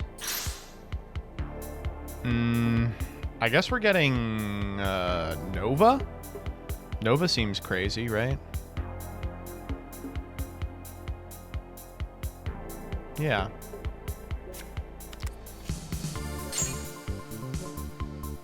Let's just Nova for... Do we still have Link? We don't have Link Haribo in here. I guess we ran out of room. Let's grab Zeta, right?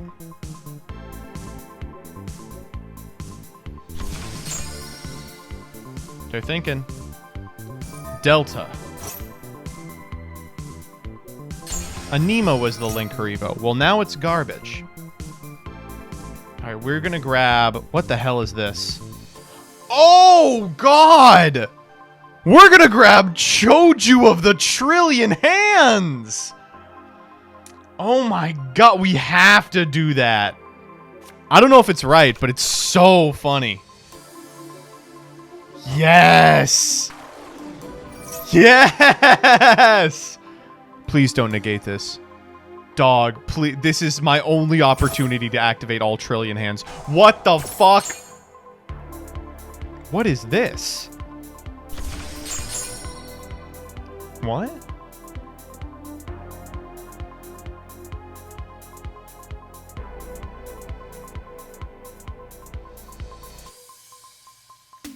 This deck is... This doesn't exist yet. How do we beat this card?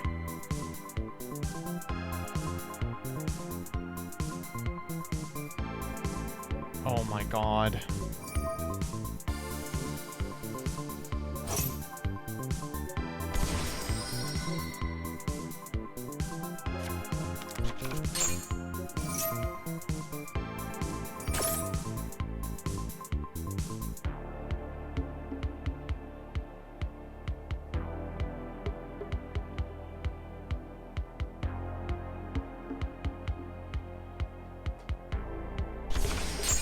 Hydrant.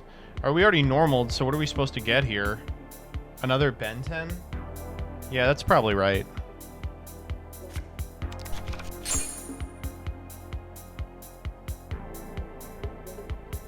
Let's go this guy. Do we send Gamma here? I guess theoretically we could send Alpha. Kind of sucks.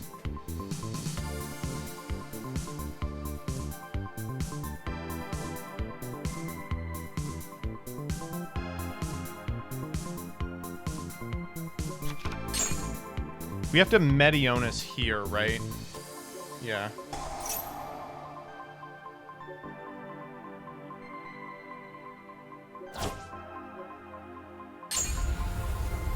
Medionis. Gamma.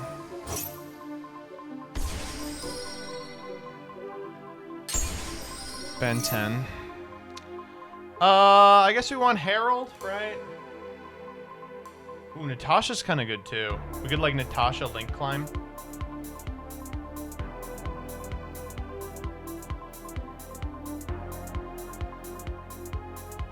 Yeah, fine. Then we can go Medionis for Natasha.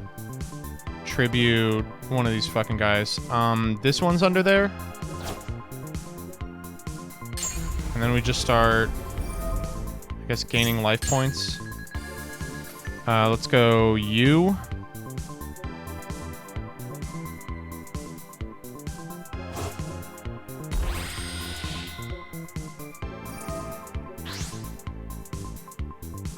Give me your guy.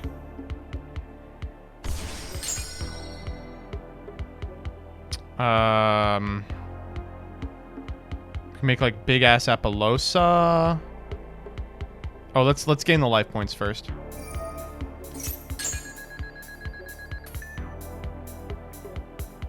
One, 2, 3, 4.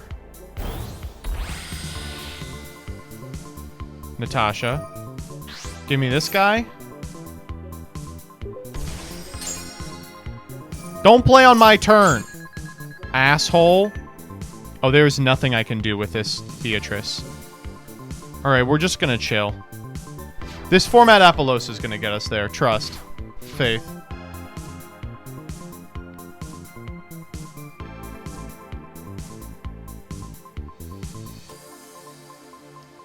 Forgot about Natasha. I'm cooked.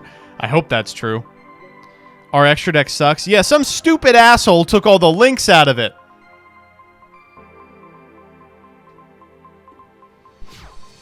Oh, come on. Oh, you freaking jerk, Lois. That's fine. We don't need any of this shit. Our entire board is this Appaloosa.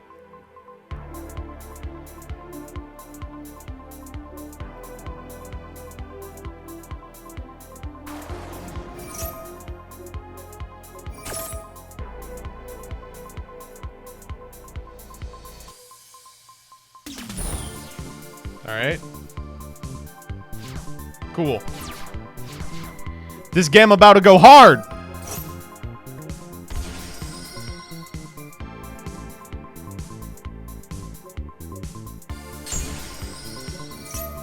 Grab me Diviner. Medionis. We're so fucking back. We are so fucking back. Mube to Fafnir. Send me a Zeta. Wait, why did we do that? I'm not very smart. Herald. Send me a Entis. We're just going combat. Bop. Get this guy out of here. This guy. This guy. I will reveal the spell to draw a card. Oh my god. That doesn't do anything.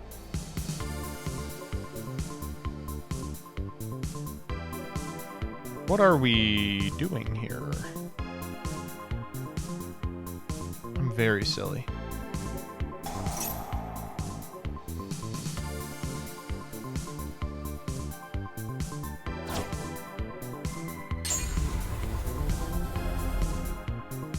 This has got to be lethal, right?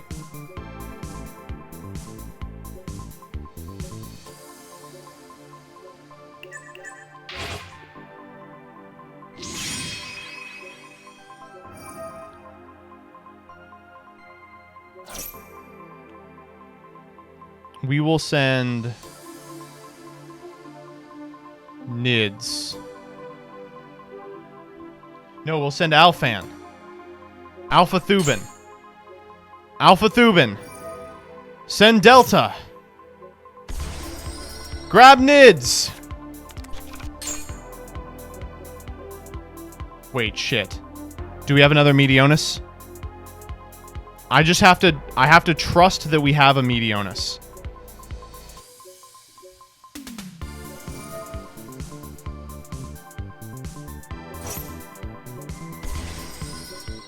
I knew we had one! What the fuck?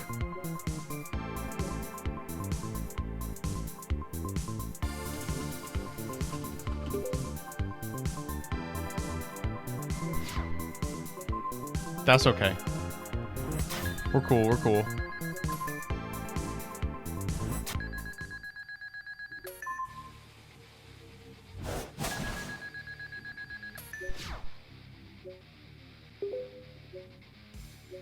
I guess we make this guy.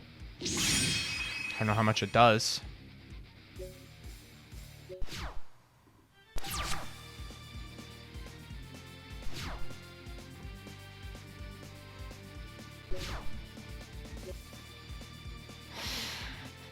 It's been a while since I've played this deck, chat.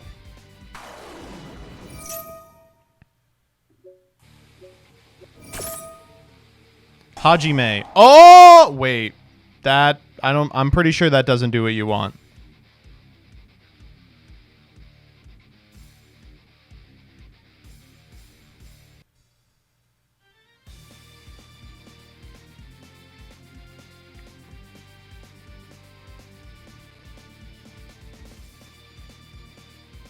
Typing in something heinous, I know it. Alright, what did they name? Prosby, sure.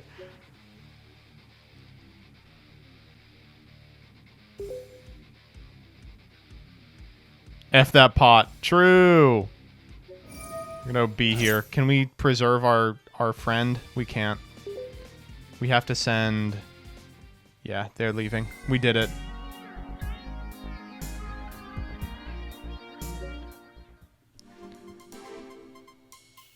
I don't know. I'm going to be honest. All those decks didn't really seem like copium. They seemed like bangers. Every single one. Banger, banger, banger in order.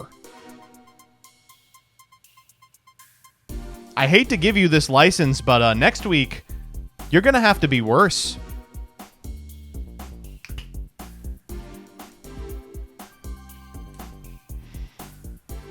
All right, bada bing. Let's wrap this up with a little Master Duel.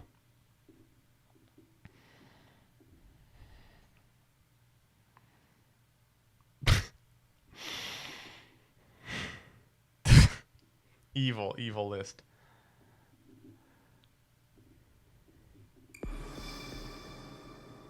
You doing pulls? No. I guess we could, but I shouldn't.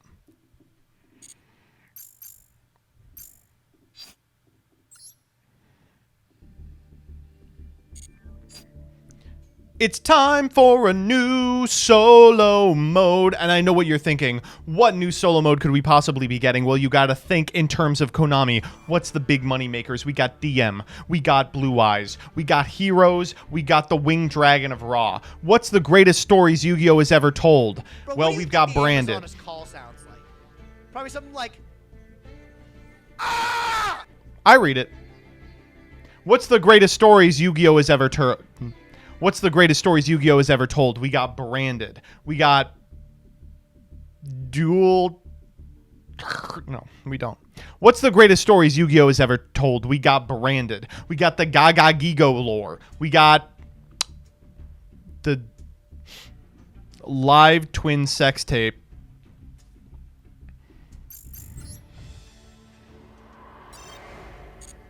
But if you're Konami, you think, none of that, forget all of that.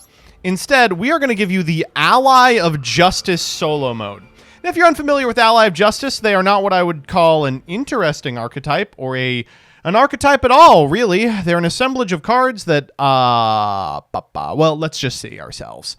Alliance for Justice. On a certain planet, great.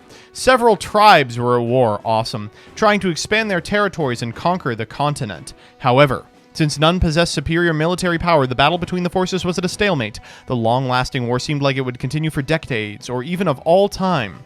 However, the battle will all... Oh my god, what is this writing? However, again, the battle will come to a conclusion in an unexpected way. Ugh. I never realized how, wet W Nebula Meteorite was. It's like really greasy. Okay.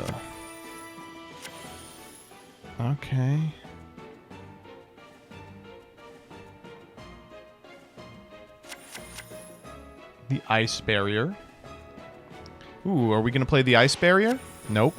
Oh, the Flamvel. Oh, are we going to play the Flamvel? Are we playing those? Nope. Mist Valley? Are we playing the Mist Valley cards? No. Ah, the X-Sabers. That's an archetype. No, we're not playing those either.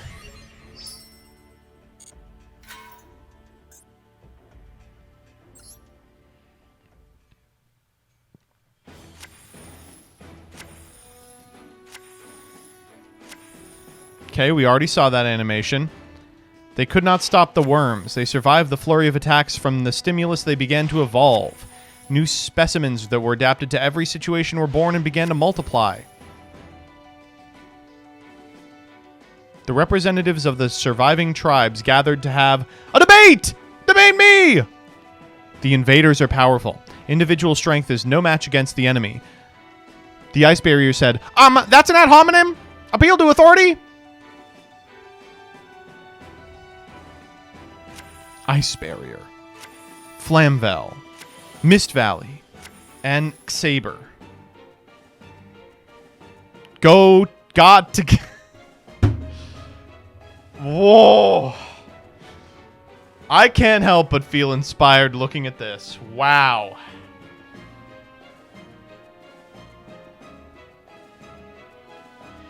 Yeah, looks good. Oh my god.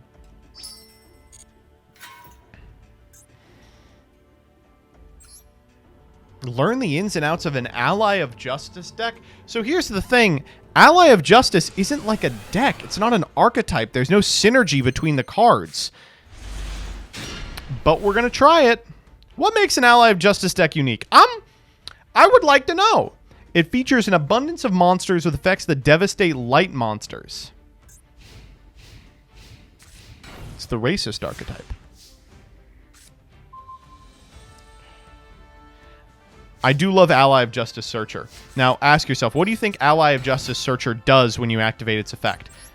That's right, Ally of Justice Searcher flips a face-down card face-up. Oh, I am seeing a use for the Ally of Justice cards here. You can send them to the graveyard to get better cards back from your graveyard. Okay.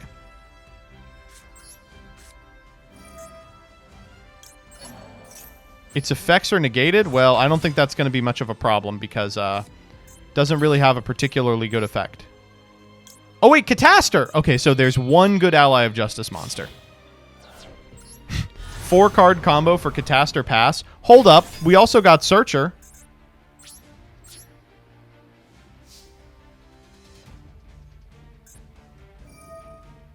Why did we do that? That cost us lethal.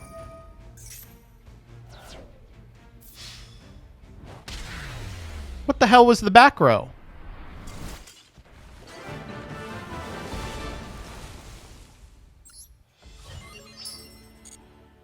All right.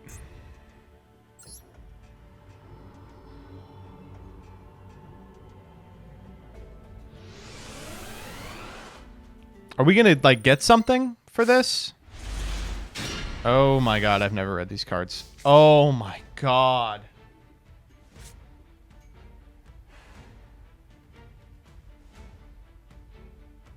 I just gotta pass. I gotta keep the fucking lightning storm in my hand. There's nothing in my deck that beats a 1700 attack point monster. After damage calculation. Like, so what do you want me to do here? Summon the guy who dies immediately?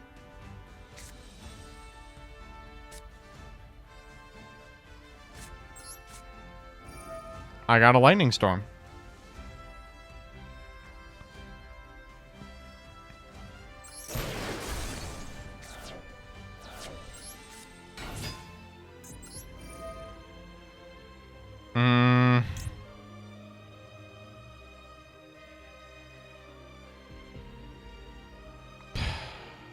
Of course there's not a 6.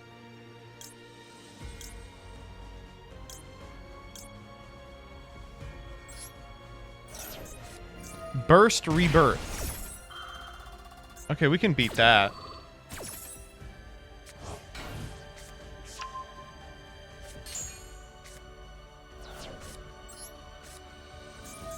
Iron Call. Oh, wait, why did I do that? I was like, oh, and now we'll make a 7-star, but we can't, so it's just going to die during the end phase. This solo mode is maybe a little too good.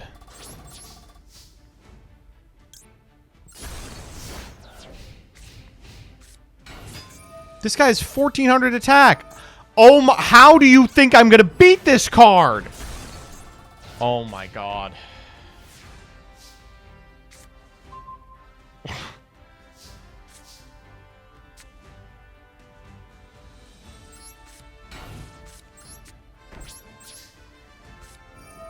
Oh no.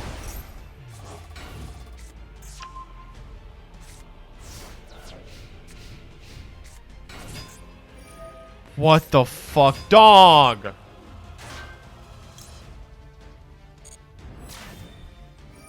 I lose!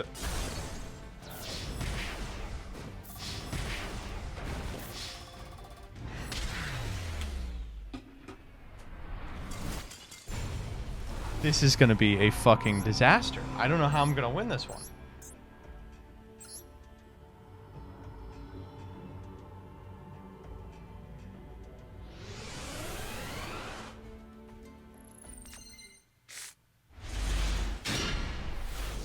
There's nothing worth playing.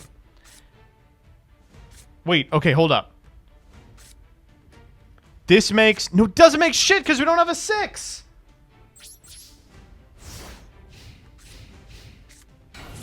Oh my fucking god. Whoa, whoa, whoa, whoa, whoa, whoa, whoa, whoa, whoa. Hold up, hold up. No, we're... Okay, we actually... Okay, we got plays, we got plays.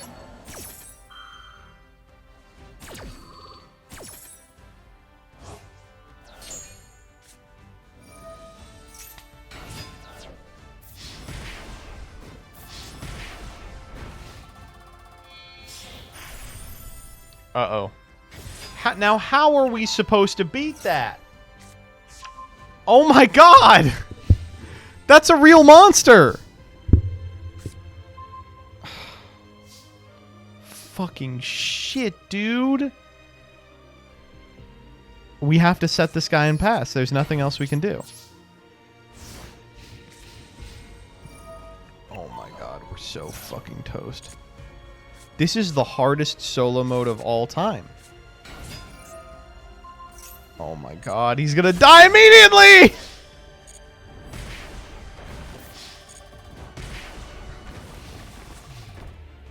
Okay, come on, come on. Surely.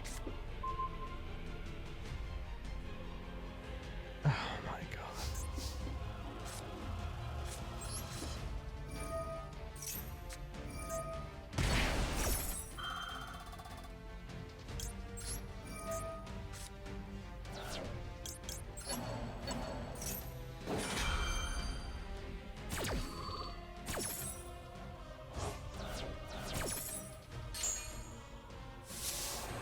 What are we supposed to do? Not a single card in our deck beats King of the fucking Fairlamps. Wait. That's a lie. There is one line we have.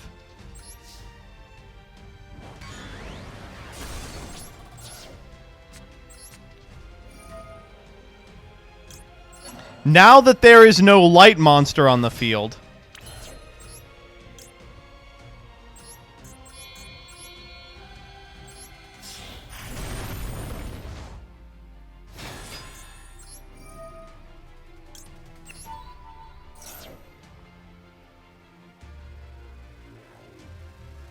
I mean, we're just dead, right?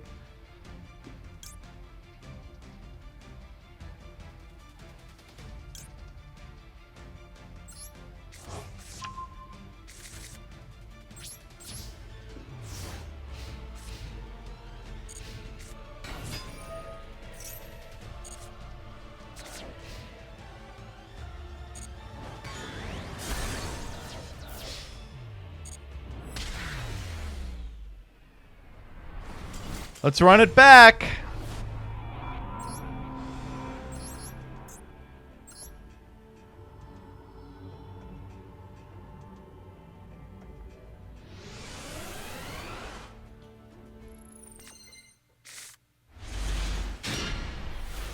Another banger of a hand. Come on!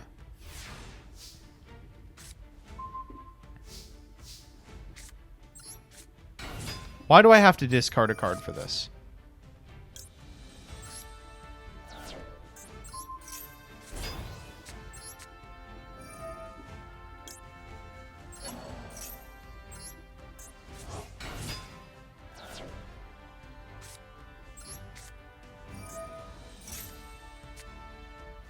All bangers.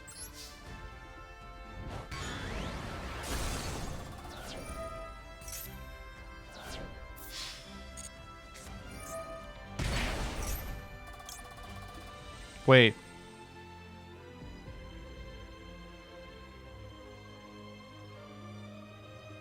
That's fine.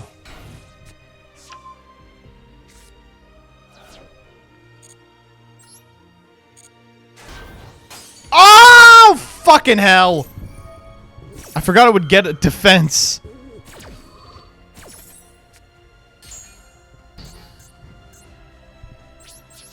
I guess I should have just cycle readered.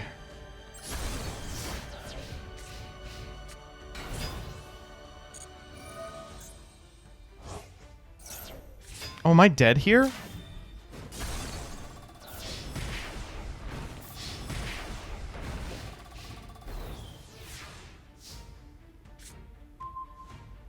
Oh, hold up.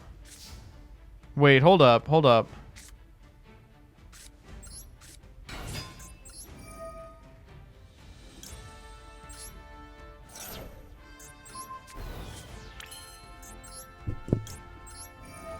Well, we don't need this guy. He doesn't do anything. These are both tuners, so this also does nothing.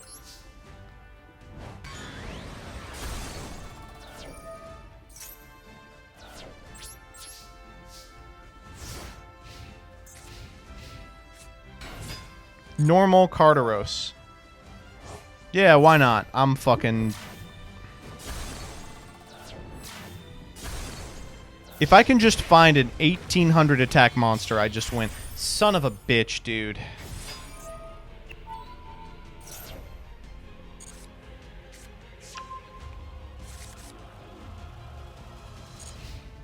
I can't even beat this with fucking Ally of Justice.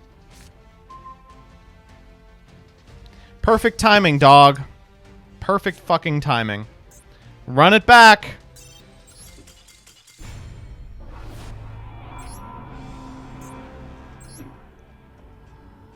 This is... I'm fuming.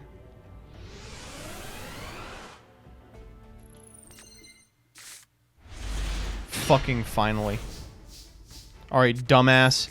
Go.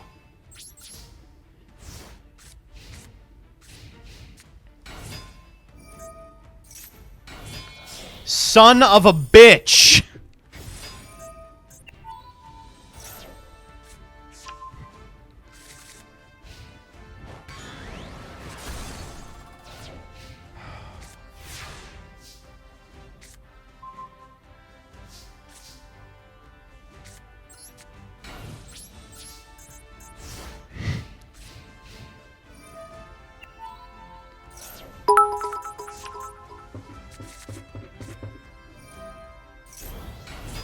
I will be playing the main event.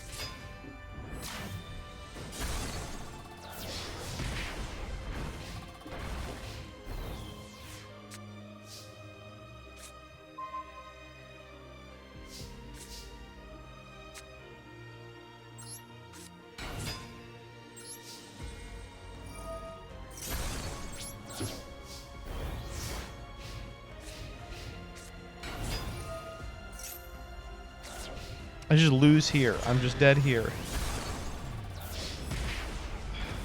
I don't have a card in my deck that does anything here. This is unbelievable.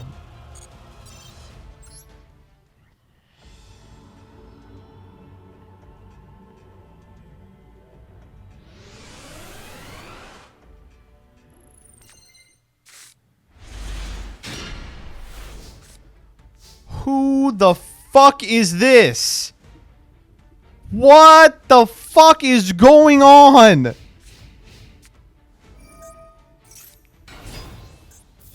Yeah, why not? Why not, dog? I don't have anything to do. Any monster? That's a damn good one. This is the best shot we've had yet.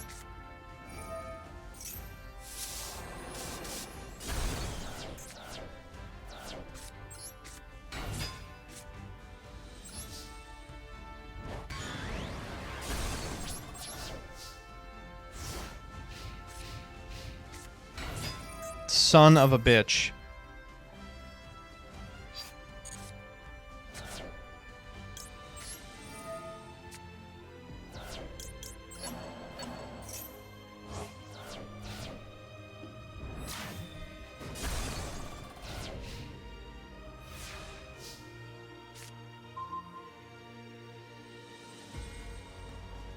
That does not do a goddamn thing.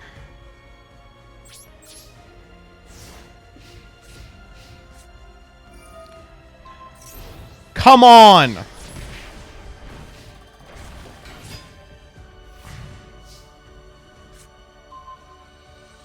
Oh? Hold? Okay!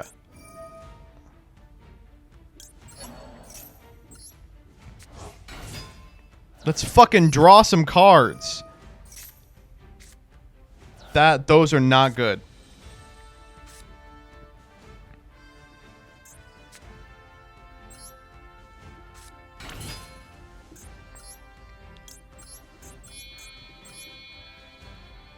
I don't know how we're outing this guy. I guess with Cyclone.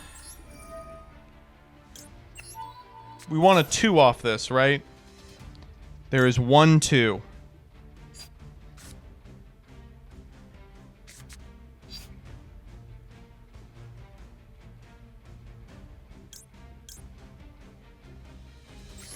I'm gonna get Lil Catastor.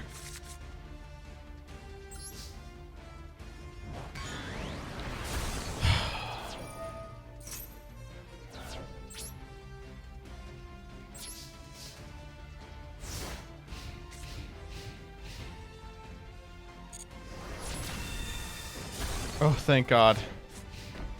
Oh, that had better not be anything. Oh, that had just better not be anything. That's all I gotta say. Oh! Not what I meant to do.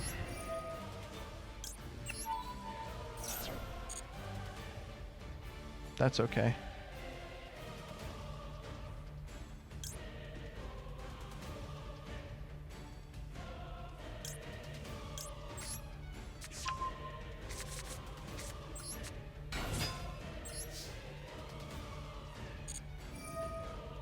Yes! No! That's okay. That's okay. That still can't out the the Core Destroyer. That's nothing to me. That might be something to me.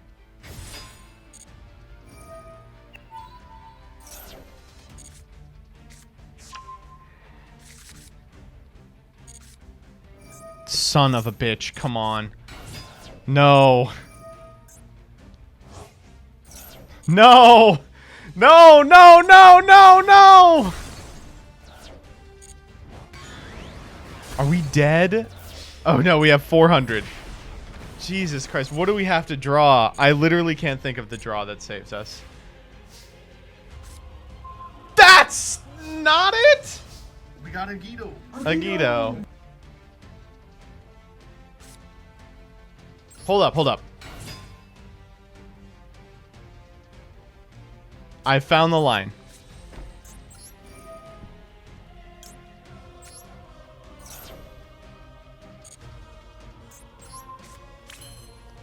I wonder if we just set this.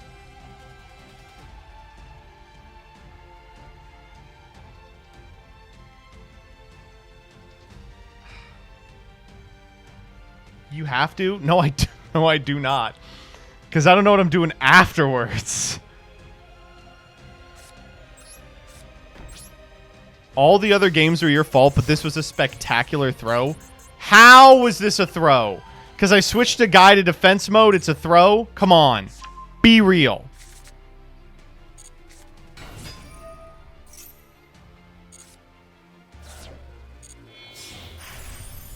God, come on.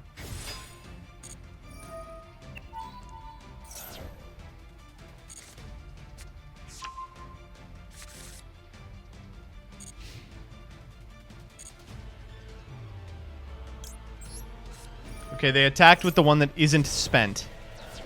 So that's something.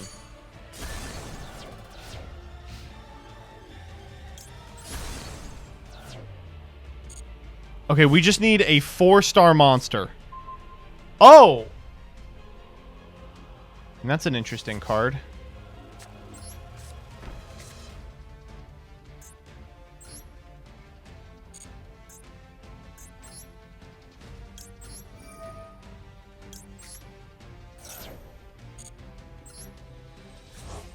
We just got to survive this turn.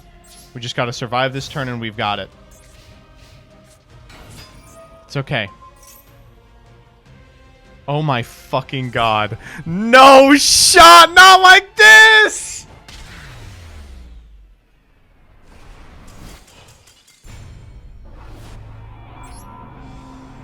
I'm gonna cry.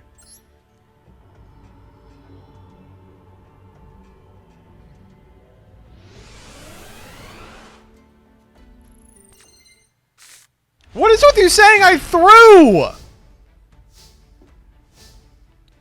I did not. Oh God, I don't know. I just know this one ain't gonna work. Cycle reader on the reborn effect? What does that matter? It was just a blocker. I immediately walked over it. Oh, fucking what? We have double summon? Oh, it made king? Oh, that's pretty bad. Well, speaking of pretty bad. Oh, wait, whoa. We have cycle reader.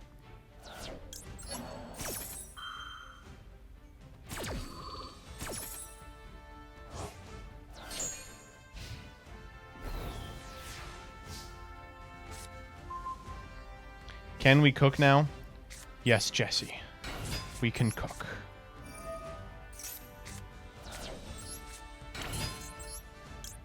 After 10,000 years, we have summoned exactly Cataster.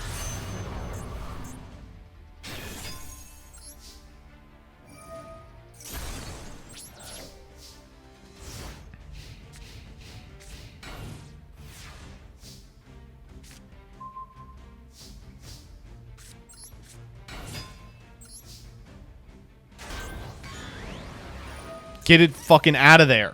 Oh my god. Read like a book.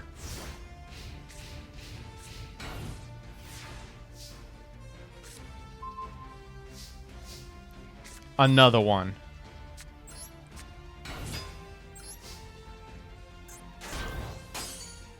Get him out of there.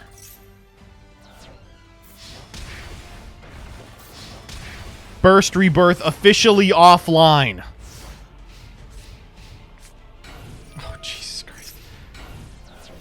I'm very happy, by the way, that they did not elect to make Feral Imps there, which does beat our board. Son of a bitch, dog.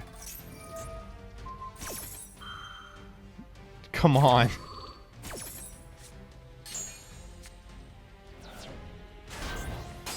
Okay, thank God. Oh, wait, it's not over. Oh, it's not over. Okay, thank God. Now it's over.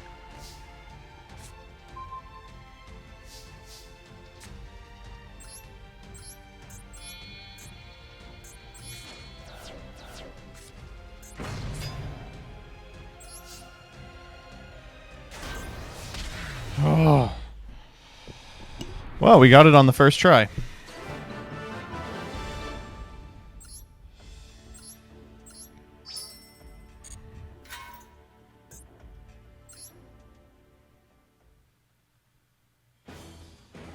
Each tribe developed their own ally of justice weapons. They probably should have developed them a little longer. They initially performed as expected. Oh, I beg to differ. After a certain period of time, they became ineffective. Yeah, after exactly one duel, the worms adapted to the weapon. Okay.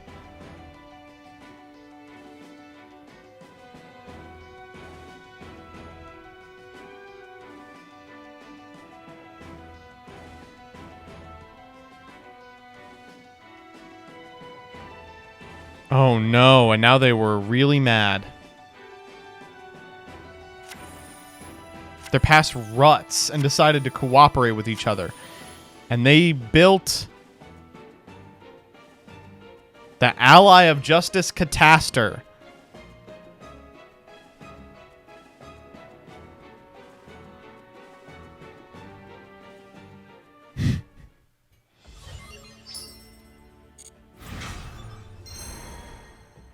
Oh, I'm actually... you know what? I don't think I want to go to the store. Alright, let's do the remaining 2 duels. These shouldn't take too long.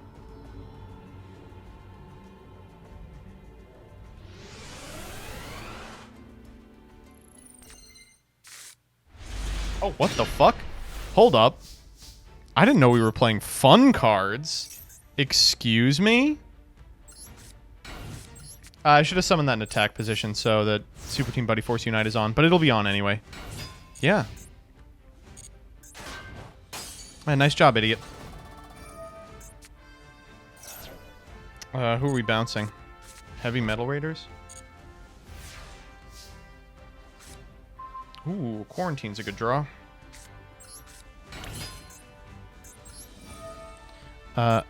Get this asshole out of here.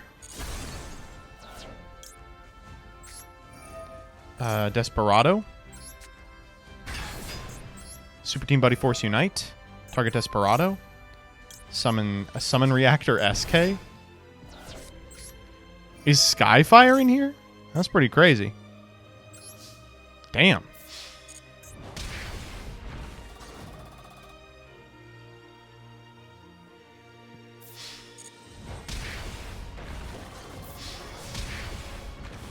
Alright, good luck to my opponent.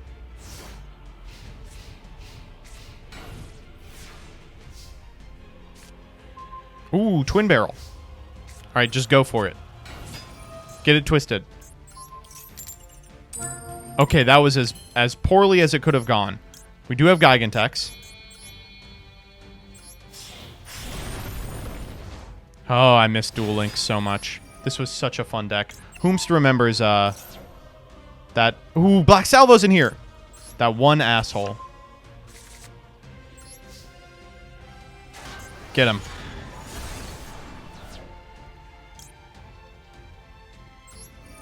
Oh, whoa, that's cool. Ugh.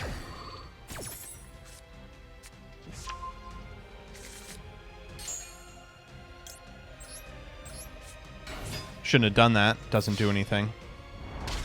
But, bada bing. That was just about as difficult as the last one.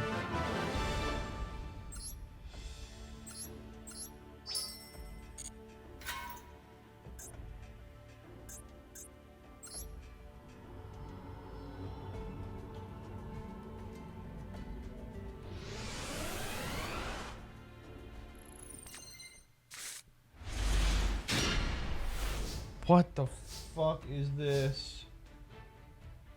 What is this?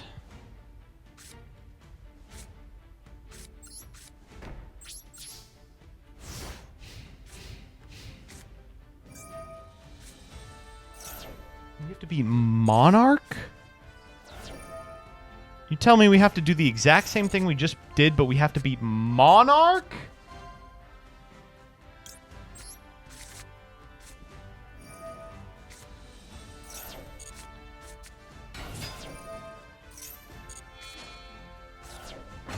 Oh my god, I'm gonna... I am going to shit. We got a Guido. A Guido.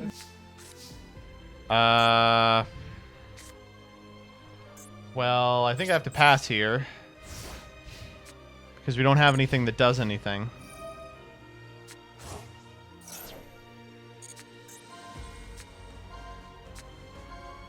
You can have March.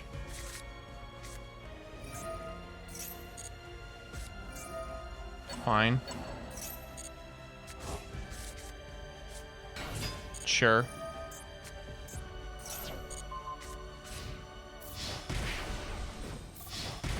I don't know what the plan is here. I was like, probably drawing Cosmic Gateway, but what are the chances of... What the fuck? Oh my god, they're not light. Or are they light at all? Ooh, you... Oh, I was talking shit on Scroll of Bewitchment, but it is coming up. Oh, we will not be summoning Reproducus. No. Okay. I mean, this sucks, but... Sure.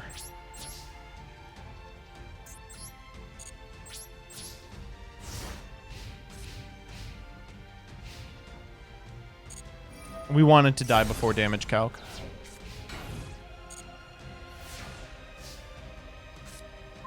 Oh, it's him again.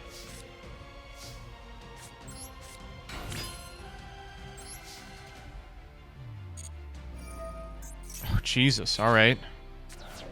Can you cut that shit out, please?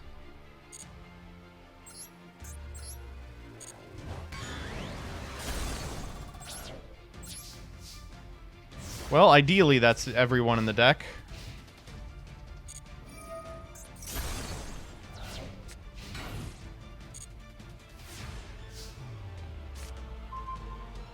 That's good. I will bait them into it.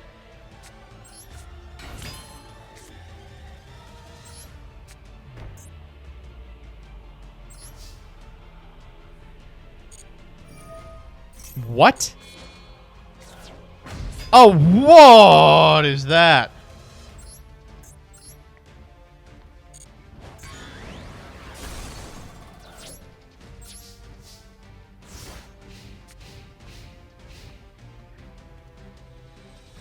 I actually should not do this because it's been tribute summoned.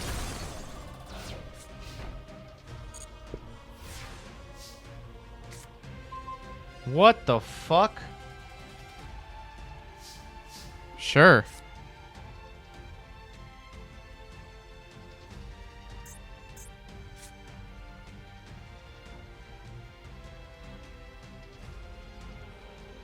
I'm actually good. I'm gonna set him though so I don't die.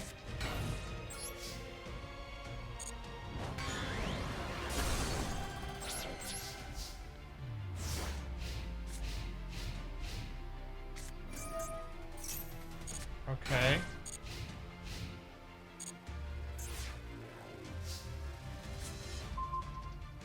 Not helpful.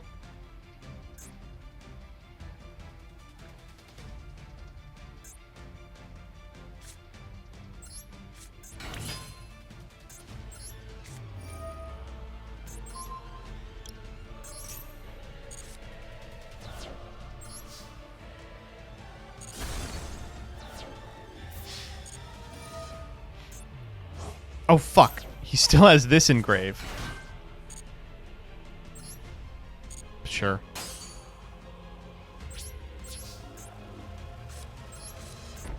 Do we have anything worth making? No.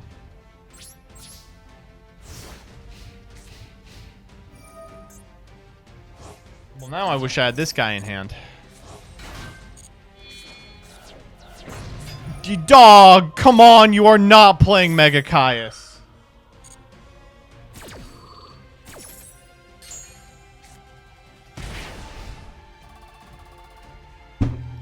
Well, we tried.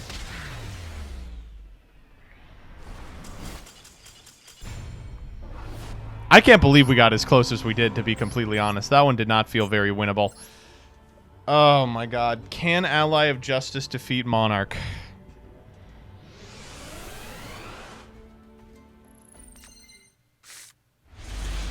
Oh, United We Stand is a card. I'm just going to chill for now. Go off, King.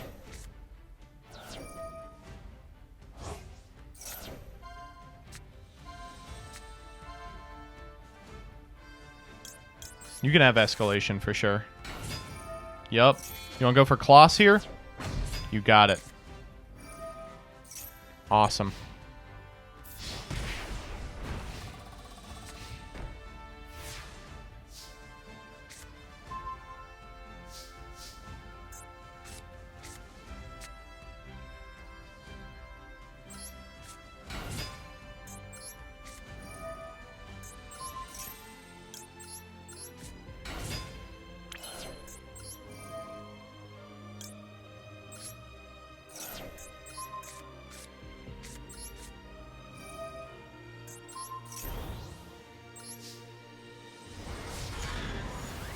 We're chilling. We're chilling.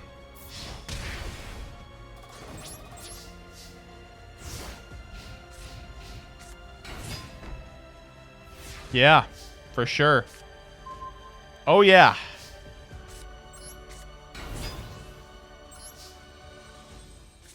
Yeah, go for it.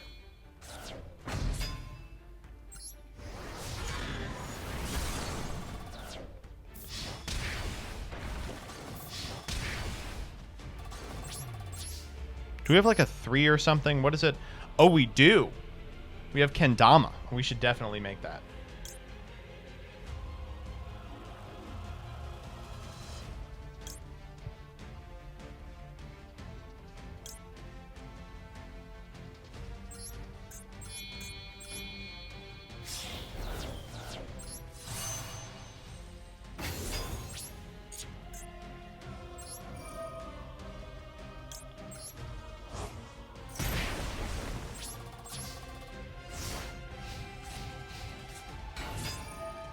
Uh-oh. Whoa, whoa, whoa, whoa, whoa, whoa, whoa. Let's talk about this. Jesus Christ. Come on, tell me that's not live. Okay, thank God.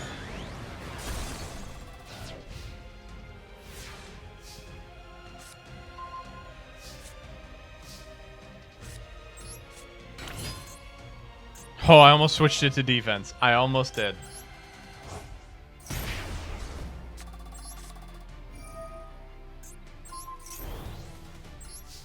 Let's wrap this up. Boom! I don't know how we did that. This was agony. This was the worst. Wow. Why would they give us this solo mode? Who was asking for this? Oh, man. It is legitimately some of the least fun I've ever had playing Yu-Gi-Oh! And they said go for it. They said go. Ugh.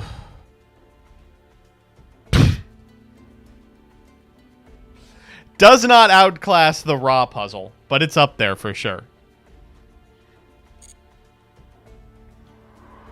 All right, that's going to be it from me. Thank you all for stopping by. I had a gay old time. I will be back in a week. I'm going to take a week off. We're going to go to Nats. I'm going to spend some time with my wife. We will see what happens. Anyway, bye-bye.